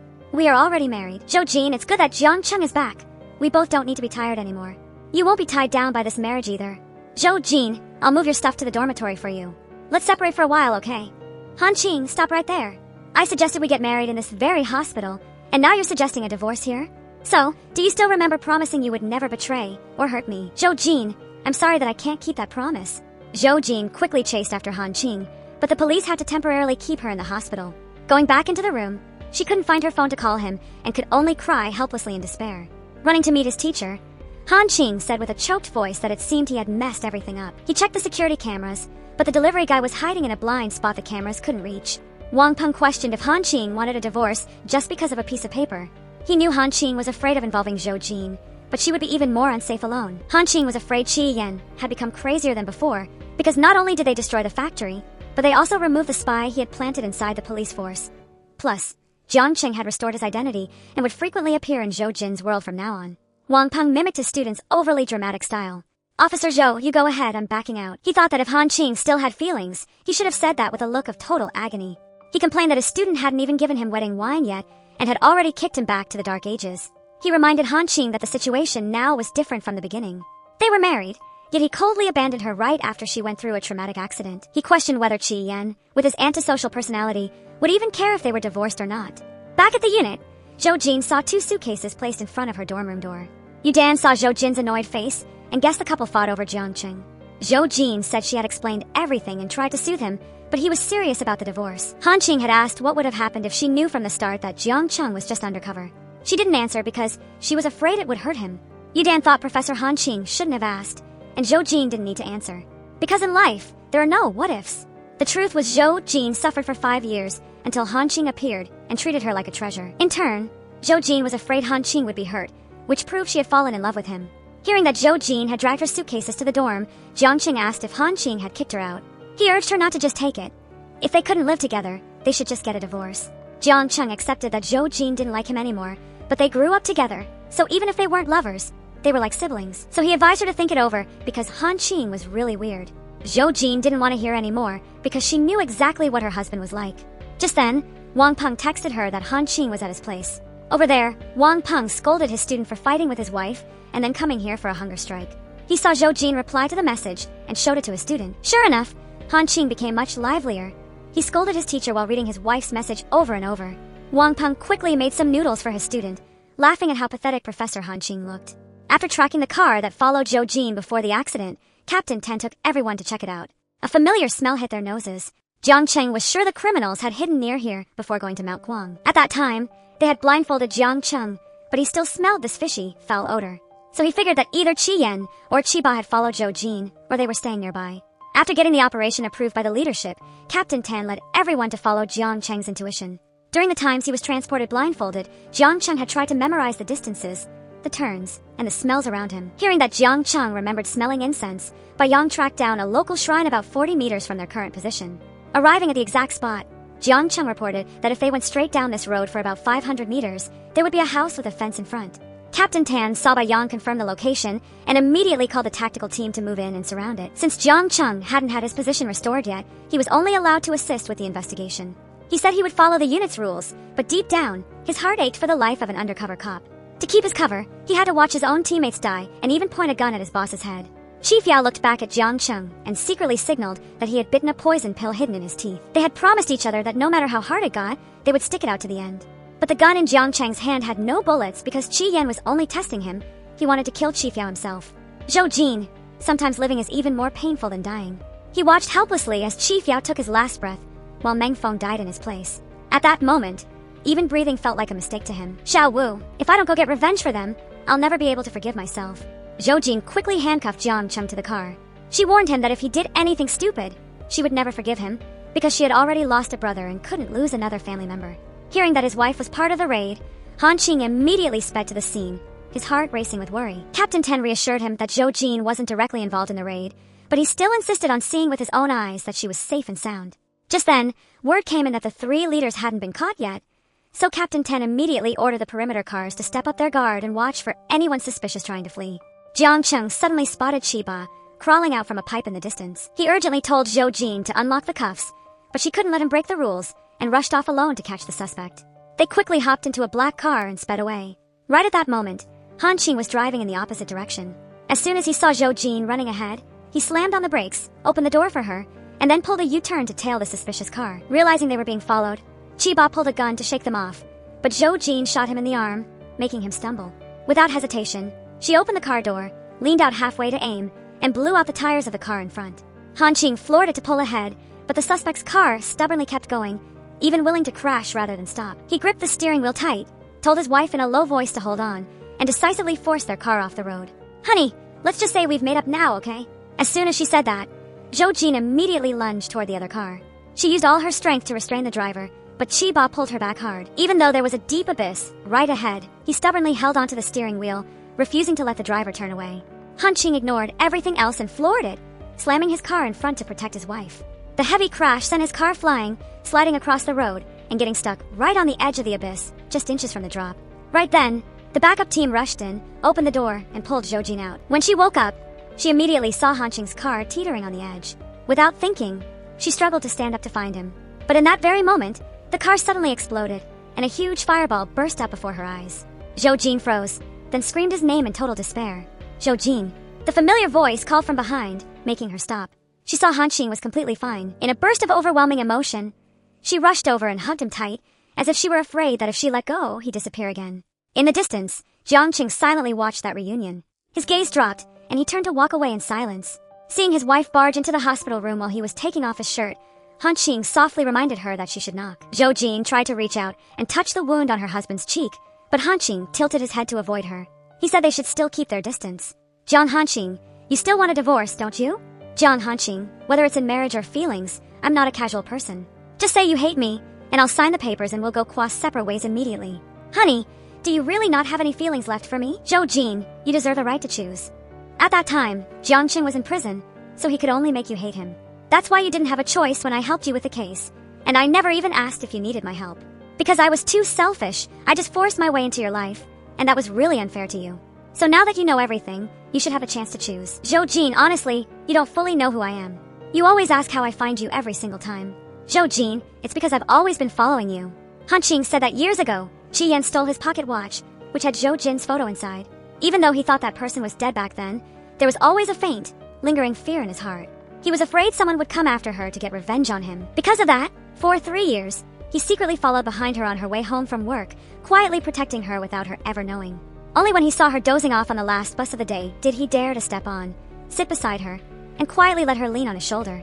Zhou Jin suddenly remembered her brother once got a pocket watch as a reward. Back then, she begged Zhou Chuan for it, but he said he gave it to someone who really needed it. Zhou Jin, that person was me. It was all because my love was so stubborn it was almost pathetic. In the beginning, I just wanted to watch you from afar to be at peace, but over time, I started hoping you would see me too. Once I had a chance, I even hoped to have you. Zhou Jin, I'm really scared you'll see my selfish side. I know I shouldn't have come near you, because that only causes you pain. Jang Hanqing, from now on stop liking me. Seeing Hanqing give a small nod, Zhou Jin's heart suddenly ached with pain. She suddenly rushed over and hugged Hanqing tightly, wondering how there could be someone as foolish and deeply in love as him. Jang Hanqing, from now on you don't have to like me anymore. Instead, let me be the one to love you. Hubby, I will always love you, until the day you don't hate yourself anymore. So can we please not get a divorce? If you don't agree, I have other ways to chase after you. I'll just have to use my special trick on you. Jang Hanqing, you're blushing. Now that I've gone this far to chase you, do you still want a divorce? Zhou Jin, I love you. Just then Ms. Lin came up to visit them, and seeing the scene in front of her, she had to call her husband loudly to signal the lovebirds cuddling inside. Mr. Lin came in and softly asked about his son-in-law, then scolded his daughter for being so bold as to jump out of a car to fight criminals. Hanqing quickly admitted he couldn't stop his wife. Ms. Lin told Hanqing that since he was badly injured, he needed to focus on resting, and to wait until tonight for her to cook some nourishing soup for him. Hearing her dad continue to scold Zhou Jin, Hanqing immediately promised he would look after his wife well from now on. Hearing the news that Chiba refused to say a single word, Zhou Jin was afraid Chi Yan would disappear for a few years and then resurface. Hanqing revealed that they still had an ace up their sleeve. He said that recently his teacher found a new witness in the Huaiguang case, who was the ex-wife of the man who took the fall. She said that before turning himself in, Chun-Li had come to see her. That day he was very emotional, saying he was useless and couldn't be a good husband, but then he said he had saved a large amount of money and told his ex-wife to take the money and take their child abroad. Just a few days later, a group of people suddenly arrived to give her a foreign bank card and some cash. Among them, the leader was only about 20 years old, wearing a suit and looking very elegant. Hanqing deduced that the killer in the Huaiguang case wasn't Chi Yan, because Chi Yan was raised by a struggling single mother and definitely couldn't have had that much money. Furthermore, Chi Yan didn't go to school as a child, so how could he think of a way to arrange for a scapegoat to get rid of the consequences in such a short time? So, the person Chun-Li's wife met was Chi Yan's twin brother. Even though he was young, he had a lot of social connections. Hanqing suddenly remembered Yu Liang once mentioned that Chi Zhen was always afraid someone would come to take her child. He guessed that one child was snatched by the father, while the other was hidden by the mother. Looking back 20 years ago, when the twins had just entered society, only their father had the power to pull the whole thing off. Chi Yan committed heinous crimes, and the brother who followed the father covered up all the charges for him, waiting until everything was handled to bring Chi Yan back to their father. So Chi Yan also had someone backing him, and then he became Lao He. But he remembered Jiang Cheng once said that the people around him called Lao He by the name Wen Lang. Zhou Jin saw the tiredness on her husband's face, and gently urged him to rest early. She gently took off his glasses, and then went to turn off the light. Hanqing thought his wife would go back to her own hospital room, but since they hadn't slept together for a few days, she quietly lay down beside him, as if wanting to find that familiar warmth again. Hanqing happily wrapped his arms around his wife and held her close, but a nightmare about Chi Yan made him wake up with a start in the middle of the night. He said he would take a leave from teaching until Chi Yan was caught. If the school didn't agree, he might just quit his job. Hanqing, I'll take care of you, but every time something happens, how do you always find me? Honey, I installed a tracking system in your phone and your ring. After finding the pocket watch on Zhou Chuan's grave, I messed with your phone and the ring on the bed while you were showering. Once Chi Yan is caught, I promise I'll remove the tracker for you. Visiting the place where her husband teaches for the first time, Zhou Jin quickly took a photo of his picture on the wall of honor. She suddenly realized that Hanqing is a lot like Zhou Chuan. They both don't like to smile in photos. Just then, Hanqing came over to report that the school agreed to let him take a semester off to focus on the case. Taking his wife into his office, Hanqing told her that if she liked the books, he would move them all home. But Zhou Jin only wanted to borrow 2 books with light content, so Hanqing picked one about female psychology, and another one that was his favorite. Zhou Jin checked the time on her phone and accidentally clicked on an old video of her brother. She remembered that at that time, Zhou Chuan had just won first place in a shooting competition. Hanqing suddenly noticed Zhao Ping standing outside the door. Even though the image was a bit blurry, he remembered that Zhao Ping liked to slouch, making one shoulder higher than the other. Hanqing wondered who the person standing next to Zhao Ping was, because they were standing very close, almost intimate, but their posture looked defensive. Zhao Ping's toes were pointing away, as if he were looking for a chance to leave. Hanqing thought that if they found this person, they might find a new lead on the July 17th case. Zhou Jin asked her husband to go order food in the cafeteria while she went to the bathroom for a bit. It turned out that even though the image was very blurry, she still recognized third brother Zhang Wei. On this side, Wang Ping opened the door to get a package. On it was written the words, "A gift for Professor Hanqing." Before he could react, he was suddenly attacked by the delivery guy. While packing for a business trip with his wife, Hanqing noticed his teacher hadn't replied to his messages for a long time. He called the landline, but the apartment security said they had just taken Mr. Wang to the emergency room. He immediately contacted Zhou Jin. She quickly calmed him down, telling him not to panic and to wait for her to pick him up and head to Jingzhou. On the way to the airport, Zhou Jin heard from her teammates that Wang Peng was attacked by a criminal who had just gotten out of prison. Because the security guard caught him, he didn't have time to escape. He said he wanted revenge on Professor Wang for sending him to jail years ago. The police didn't find anything unusual in his rented room, but they found 100,000 yuan at his parents' house. They said their son left the money for them to use in their old age. Han Qing blamed himself for being careless, never imagining the guy would go after his teacher too. Panicking as he ran to the hospital, Han Qing was immediately grabbed by the collar by Wang Peng's son. He knew his father had retired, but he came back because of Han Qing. Sitting silently in front of the surgery room, Han Qing remembered how his teacher was still healthy enough to cook noodles for him just a few days ago. Zhou Jin, I think I messed up again. John Han Qing, it's not your fault. After waking up, Professor Wang Peng wanted to see Han Qing immediately. Walking into the ICU, Han Qing froze when he saw his teacher lying silently on the hospital bed. His throat tightened, and his voice trembled slightly as he called out, "Teacher." Mr. Wang told Han Qing not to get worked up and to think about his wife, who was right by his side. Han Qing, my good student, don't cry. I know you're very angry, but you absolutely must not let hatred blind you. Teacher, I'm so sorry. Holding his teacher's calloused and freezing cold hand, Han Qing suddenly felt a tightness in his chest, and even breathing became difficult. Qi Yan's laughter seemed to ring in his ears, as if to intentionally remind him of that feeling of helplessness when he couldn't save anyone. A fire of anger slowly built up in his eyes, and at that moment, he had only one thought. He had to personally interrogate the person who attacked his teacher. Arriving to hear the culprit wildly challenging the police, Han Qing slowly took off his overcoat. His movements were decisive, as if he had completely lost patience with the guy. He walked into the interrogation room, but just stayed silent. After 2 hours, the police officers who came for the shift change still didn't say a word. Sure enough, the culprit lost his patience and confessed that his name was Shi Chang and that he had found 100,000 yuan on the street. But 3 hours later, he was still the only one speaking in the interrogation room. Han Qing calmly ate some cake and read files, not even giving him a single sip of water. After a total of 7 hours passed, Shi Chang didn't have the energy to cause trouble anymore. He called Professor Jiang by name and intentionally described the crime process to provoke him. But Han Qing calmly guessed that the person who hired Shi Chang taught him to say that, and even told him that after being caught, he would meet the victim's student named Jiang Hanqing. At that time, all he had to do was use the victim to provoke him, and Jiang Hanqing would be led by the nose. The guy even mocked him a few times, saying that Jiang Hanqing always acts superior, but is actually very easy to deal with. But Shi Chang, he hired you because he's afraid to face me. If he doesn't even dare to do it, do you think you can? I don't care where you got that 100,000 yuan from. However, I have to settle the score for you using a hammer to hit my teacher. I know you're so devoted that you gave the whole 100,000 yuan to your parents, but you're just too stupid.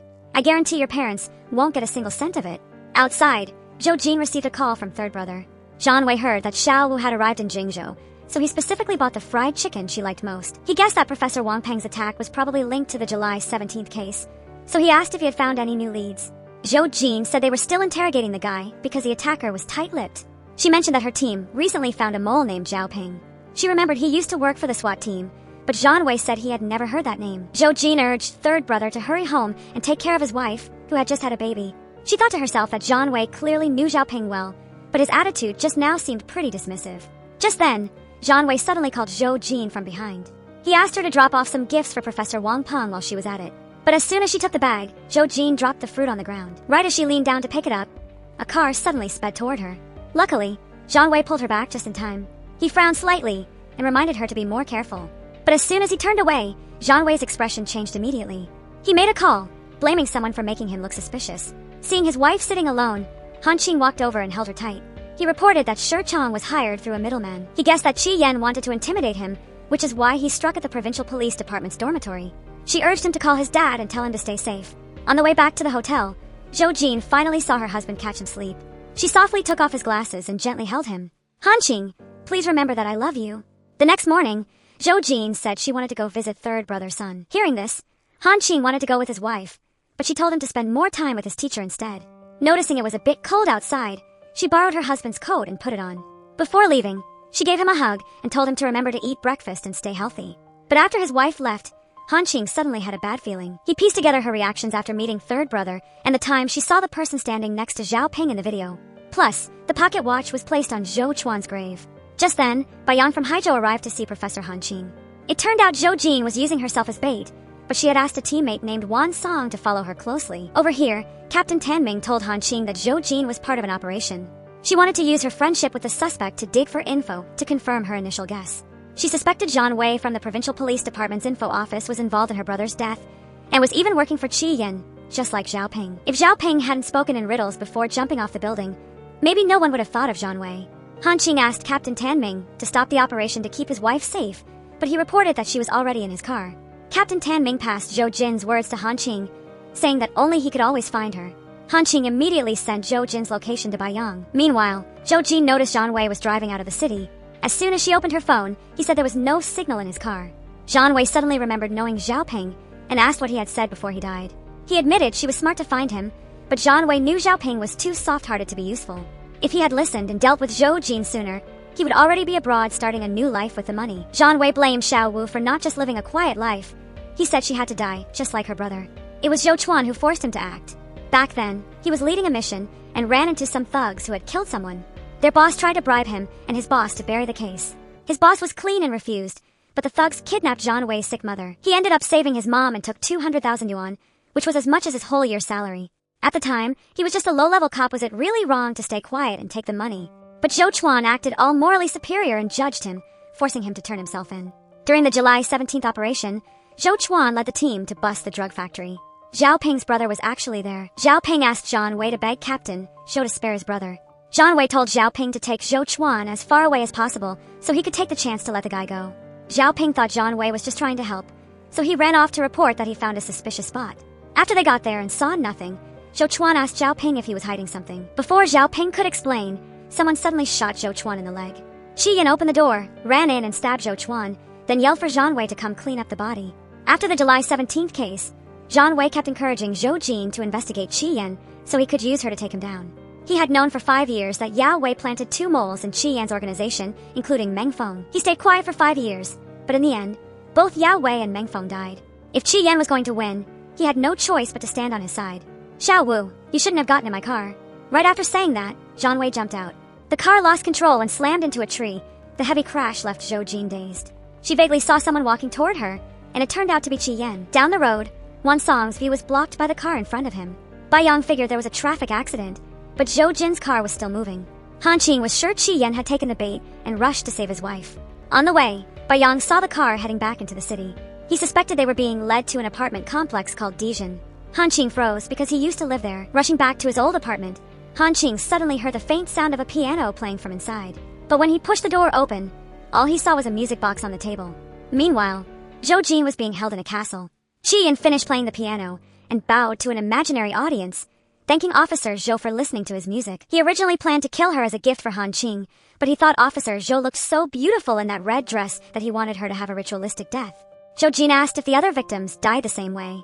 Qi Yan dismissed them as failed works who weren't worthy of being in this place. He mentioned that he set up this music room for his older brother, who chose to surrender but was still shot dead by her husband last year. When Jiang Cheng heard Zhou Jin was in danger, he went to Jingzhou to find Han Qing. Just then, Baiyang got a report that Zhang Wei had woken up in the hospital. He claimed he was picking up Zhou Jin to visit his 1-month-old son. He said he found out the brakes were broken on the way and barely escaped by jumping out of the car. Before passing out, he saw a black car take Zhou Jin away. Han Qing planned to go see Zhang Wei, but then he noticed the clock on the wall was running backward. He guessed Qi Yan was only giving them 4 hours. As soon as he got to the hospital, Han Qing held a knife to Zhang Wei's throat. He questioned him, saying that since the police had no direct evidence, did he plan to keep denying everything until the end? But he told Zhang Wei he wasn't there to talk about evidence. Han Qing heard that Zhang Wei cared a lot about his family, so he told him he had sent people to take care of his wife and kid. Han Qing, do you really dare to hurt a child? Zhang Wei, look closely, my hands are clean. He reminded him that years ago, he was the one who sold out the cops and leaked the undercover officer's info in the July 17th task force. It turned out that on the other end of the line, Jiang Cheng was only playing a recording of a baby crying. He stepped in and asked Zhang Wei how he could dare to betray everyone. Han Qing kept up the intense pressure. Finally, Zhang Wei broke and confessed that Qi Yan took Zhou Jin to Nanshan Manor. But Han Qing had checked before, and there was no place like that in Jingzhou. Just then, the police burst in to stop Han Qing, but he just told them he was doing this as Zhou Jin's husband. Once outside, Han Qing heard that the police found Zhou Jin's phone at the crash site. However, the phone was shattered into pieces, so it would take a lot of time to recover any data. Han Qing almost broke down as the fear came rushing in. He couldn't stand the thought of what that guy would do to his wife, like he did to the victims before. A phone ring snapped Han Qing out of his messy thoughts. On the other end, Qi Zhen said she had just arrived in Jingzhou. When he met Qi Zhen at the police station, Han Qing tried his best to keep his fear under control.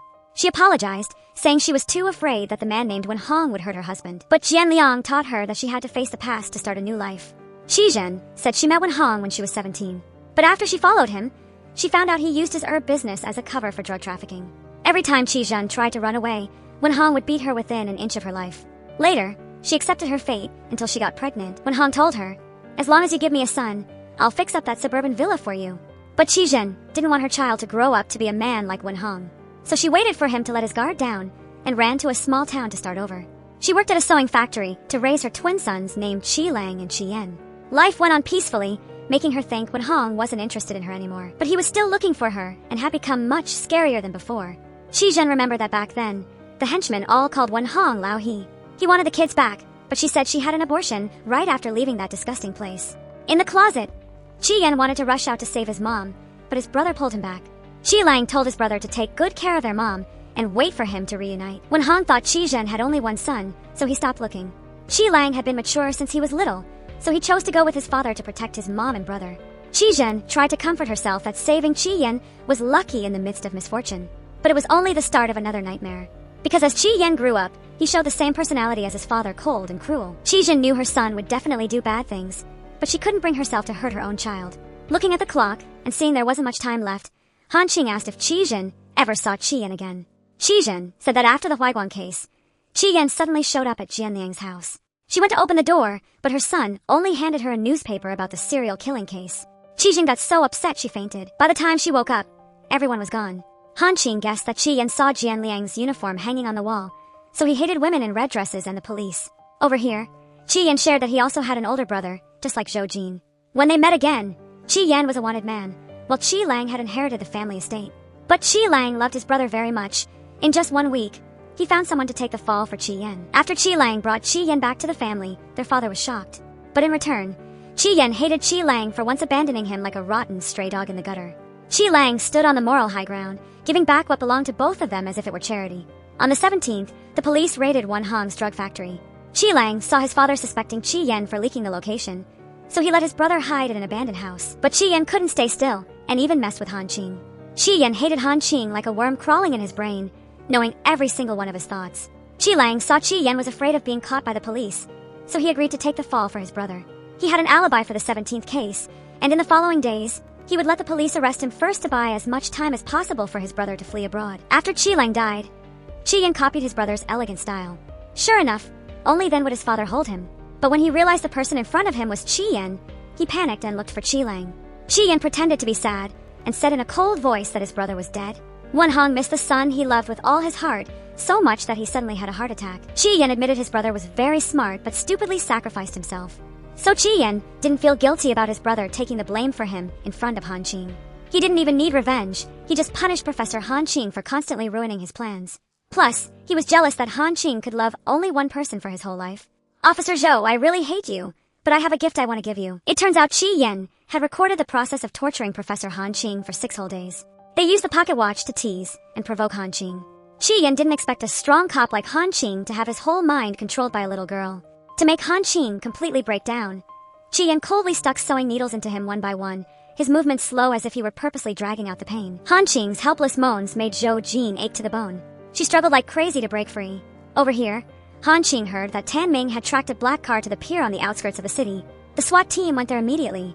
Right when they found the car behind a shipping container, Han Qing quickly told Tan Ming to order a retreat because it was a trap. Because Qi Yan was very good at counter-surveillance, he wouldn't leave a trail like that so easily. Just then, Baiyang found 14 properties under Wen-hong's name. Han Qing thought Nanshan Manor couldn't be as simple place as listed. Right then, Han Qing got a call from an unknown number. He saw the other end hesitating to speak and immediately called out Qi Yan's name. He praised Professor Han Qing's sharpness for saving the SWAT team, but said he couldn't save his girl. Han Qing remembered there were still 51 minutes and 48 seconds left. He listened to the sound of tapping on the table over the phone and guessed Qi Yan was on the outskirts of Jingzhou. He knew Qi Yan always liked to attract attention, but to keep the game running smoothly, he would choose a remote location. Just then, Baiyang found a property under Qi Lang's name. Han Qing immediately attacked Qi Yan's psychology. Han Qing guessed he would choose a place where Qi Lang could see, like his house. Han Qing heard the sound of a shell casing hitting the table and was sure he guessed right. Qi Yan admitted Professor Han Qing was really good. If he had the chance, he would also want to learn those genius deduction skills. But Professor Han Qing, you don't have much time left. As soon as Qi Yan hung up, Baiyang found a house in the southern outskirts that was under Qi Lang's name from the start. Meanwhile, Zhou Jin couldn't forget the sight of Han Qing being tortured. They injected him with a large amount of illegal drugs, but Han Qing only saw a very beautiful sunset. Zhou Jin wondered what kind of sunset made him remember it forever and blamed him for never taking her to see that beautiful sight. "Han-Ching, I miss you so much." As soon as she said that, Zhou Jin immediately kicked and broke the glass on the old cabinet to cut her ropes. In the meantime, Qi Yan guessed his mom was with the police. Qiu Yi was afraid that luring Han-Ching here was too dangerous. They had no backup, so it would be hard to escape. But Qi Yan didn't plan on escaping. He said if Qiu Yi was scared, she could leave first. He heard Qiu Yi wanted to stay and told her to go change into another dress. Going to see Zhou Jin, Qi Yan mocked her man for being useless. Zhou Jin thought even if he was useless, he was still better than Qi Yan. Because from the start, Qi Yan had lost miserably to Han-Ching. Qi Yan was jealous and wanted Han-Ching to become a dog rolling in the mud just like him. But even if Han-Ching was pulled down by Qi Yan, Zhou Jin would be at the bottom to catch him. She knew someone like Qi Yan wouldn't suffer from guilt, but he couldn't stand being inferior. Sure enough, Zhou Jin successfully provoked Qi Yan. She took the chance to stab the glass shard into his eye and ran away. Qi Yan started going crazy, holding a gun to chase the person who dared to hurt him. Zhou Jin hid in the dressing room and suddenly ran into Qiu Yi. She knew she couldn't escape this place, but she begged Zhou Jin to save her son in room number 1 at the top of the stairs. Qiu Yi would try to hold Qi Yan back, so Zhou Jin could take the chance to run downstairs. Waiting for Qi Yan to enter the room, Qiu Yi purposely showed the hem of her red dress. Sure enough, she distracted him, so Zhou Jin could sneak out. Qi Yan found out Qiu Yi dared to betray him and immediately punished her. He blamed himself for saving her and her son from Wenhong. Hearing Qiu Yi begging for her son's life, even as she was dying, Qi Yan felt even more hurt. He revealed that he always forgave Qiu Yi because she was a good mother who would never abandon her child no matter what. But this time, she had finally pushed him over the edge. Meanwhile, Zhou Jin quickly saved Qiu Yi's son. She pulled the boy along to escape, but Qi Yan blocked their path. Seeing him take the child hostage, Zhou Jin had to threaten her own life. Because if she died, what would he have left to use against Han-Ching? Zhou Jin's threat saved Qiu Yi's son. The boy ran outside just as the police cars arrived, and the SWAT team immediately surrounded the villa. Han-Ching put on a bulletproof vest and told Qi Yan over the phone that he had arrived. He heard Zhou Jin scream on the phone and tried to stay calm, reminding Qi Yan not to lose his bargaining power. He entered the villa alone. Han-Ching told Captain Tan to find a way to access the camera right at the door. He went through all the rooms looking for Qi Yan. Sure enough, he didn't choose a spot within the police's line of sight. Entering a sewing room, Han-Ching saw a girl unconscious on a chair. He rushed over, but it wasn't Zhou Jin. Right then, hearing the countdown of a bomb, he tried his best to run as far away as possible. He struggled to stand up to report to everyone that he was safe. Captain Tan told Han-Ching to find a way to distract Qi Yan from the surveillance cameras so the SWAT team could raid the place. Right then, Qi Yan ordered the professor to put his walkie-talkie and gun on the ground, then go up to the 3rd floor to meet him. Outside, Jiangqing quietly climbed over the back wall of the villa. Finally, Han-Ching found Qi Yan. He wondered if his brother had surrendered before being shot years ago. Qi Yan saw Han-Ching nod, then asked if Yao Wei had lied and said Han-Ching wasn't in his right mind during the shooting just to cover for him. Han-Ching still admitted it to soothe Qi Yan's emotions. The killer pushed a gun toward Han-Ching to gamble with Zhou Jin's life. Han-Ching agreed to play to the end, but he also had one question that needed an answer. Han-Ching was very curious why when Lang insisted on giving the photo back to him back then. Could it be that Qi Yan purposely set it up to provoke him into shooting Wen Lang? Qi Yan, who are you killing all these people for? Every single scapegoat clearly shows how useless and weak you are. The person who makes you feel suffocated, yet you don't dare to do anything to him. But I am luckier than you, because the person I love also loves me. Sure enough, Qi Yan couldn't take it anymore and pulled his gun to frantically shoot at the professor. Han-Ching saw Jiangqing hiding above, so he continued to stall for time with Qi Yan. Han-Ching secretly signaled to Jiangqing that he was forcing Qi Yan to use up all the bullets in his gun. He said that Qi Jin mentioned she no longer hated Qi Yan because she had another child and had no mind to care about things in the past. Sure enough, Qi Yan went crazy and fired every last bullet. Han-Ching took the chance to attack Qi Yan, and Jiangqing called Captain Tan to raid immediately. He suddenly jumped down, kicked Qi Yan to the ground, and told Han-Ching to go find Zhou Jin quickly. Jiangqing used all his strength to fight and restrain Qi Yan. At the same time, Han-Ching told Captain Tan to put pressure on Qi Yan to make him think the police had controlled the situation. At that point, he would cling to his last lifebuoy, which was Zhou Jin. If not, we wouldn't know where he hid her. After getting the news, Jiangqing immediately let Qi Yan go. Just as Han-Ching predicted, Qi Yan took Zhou Jin to the rooftop and even locked her tightly to him. Qi Yan gave the professor 2 choices. One was to fire and have him and Zhou Jin fall into the sea together, or 2, to kill himself to pay for Wen Lang's life. Zhou Jin thought that from the beginning, Qi Yan had gotten one thing wrong, because she didn't come to be a hostage but to get revenge for her brother, Zhou Chuan. Right after saying that, Zhou Jin suddenly pulled Qi Yan and dove straight into the sea. Han-Ching didn't hesitate for a second and immediately jumped after them with only one thought in his head. He had to protect Zhou Jin. In the freezing water, he frantically searched for her, just like the day she braved the rain to find him in the middle of the chaotic night. Finally, Han-Ching brought Zhou Jin safely to shore. At the same time, the police also pulled Qi Yan out of the water, but he still stubbornly refused to give in. Ji Yan went crazy, calling for his mother to come see him one last time. Seeing him almost losing control, Han Qing said that before he was put on trial, he would give him a chance to meet her. On this side, Jiang Wei tried to run away but was blocked by Jiang Cheng. He made Jiang Wei listen to his own confession. It turned out that while in the car, Zhou Jin had recorded all of Jiang Wei's confession. Waking up in the hospital, Zhou Jin saw Han Qing dozing off beside her. Feeling her hand move slightly, he immediately stood up to call the doctor. But Zhou Jin held Han Qing's hand tightly and softly scolded him for jumping into the sea to save her despite the danger. Han Qing, let me protect you from now on. Han Qing, I really want to kiss you right now, but it doesn't seem very convenient. Han Qing leaned down and gently touched his wife's lips. Zhou Jin looked out the window and saw the sunlight today was beautiful, and they were wearing matching clothes. Han Qing thought it was best to wear this kind of matching outfit less often. After hearing the doctor diagnose that his wife was fine, Han Qing finally felt at peace. He reported that Xiu Yi was dead, and Zhou Jin had saved her son. Zhou Jin, you did a great job. The July 17th nightmare is finally over. Coming to visit Zhou Jin, Jiang Cheng reported that he had brought Jiang Wei in to face justice. He heard Han Qing went down to get Zhou Jin's health check results and acknowledged that he was a good husband. But he still wanted to explain what happened years ago. Jiang Cheng said he always solved cases with a tough hand, so he offended many people. Once after work, he went for drinks with colleagues, but he didn't know they had been bribed and purposely got him drunk to set a honey trap, so he couldn't be a cop anymore. However, Jiang Cheng suddenly woke up halfway and managed to control their plan, but he thought this was a good opportunity, so he and Chief Yao set up a play. He just didn't expect Zhou Jin to coincidentally show up. Jiang Cheng, do you regret it? Zhou Jin, my big brother no longer died for nothing, and you don't cry anymore either. That's worth it for me. Jiang Cheng, you're truly the person I once liked. Jiang Cheng stood up quickly, afraid that the professor would have to walk around the park a few dozen more times. Seeing the way Zhou Jin's eyes were waiting for Han Qing, he suddenly understood that the story between him and her had become the past forever. While cleaning his house, Jiang Qing accidentally found an old box deep under the bed. Inside was a white t-shirt that Zhou Jin once said he looked great in, a wool scarf she had patiently knitted for him, and many letters she sent when he was at the unit. Each item brought back memories that seemed to have been forgotten. But now all of it was just the past because she no longer belonged to him. After thinking it over carefully, Jiang Qing decided to continue his path as a spy. He sent back a detailed report of his activities over the past 5 years. After all the hardships, he felt lucky that he didn't fail the mission. He will continue on this path, only asking to report that he will forever be loyal to the country and the people. Returning to the Nansheng District Criminal Unit, the professor appeared in a police uniform for the first time. He announced that the Provincial Police Department had established a crime research office in Haizhou City.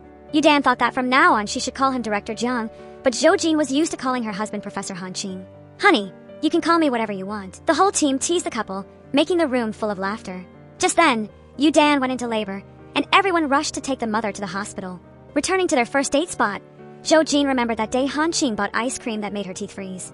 Han Qing said at that time he wore such a serious outfit and was so nervous that he was soaked in sweat. In the brilliant evening glow, Han Qing finally waited for the day he could officially hold the hand of the person he loved. Zhou Jin suddenly remembered he once said the sunset was beautiful and asked curiously where that scene was. He looked at her lovingly and softly replied that the sunset was right in front of his eyes. They leaned into each other in the soft evening glow, closing a journey full of storms and opening a peaceful future ahead.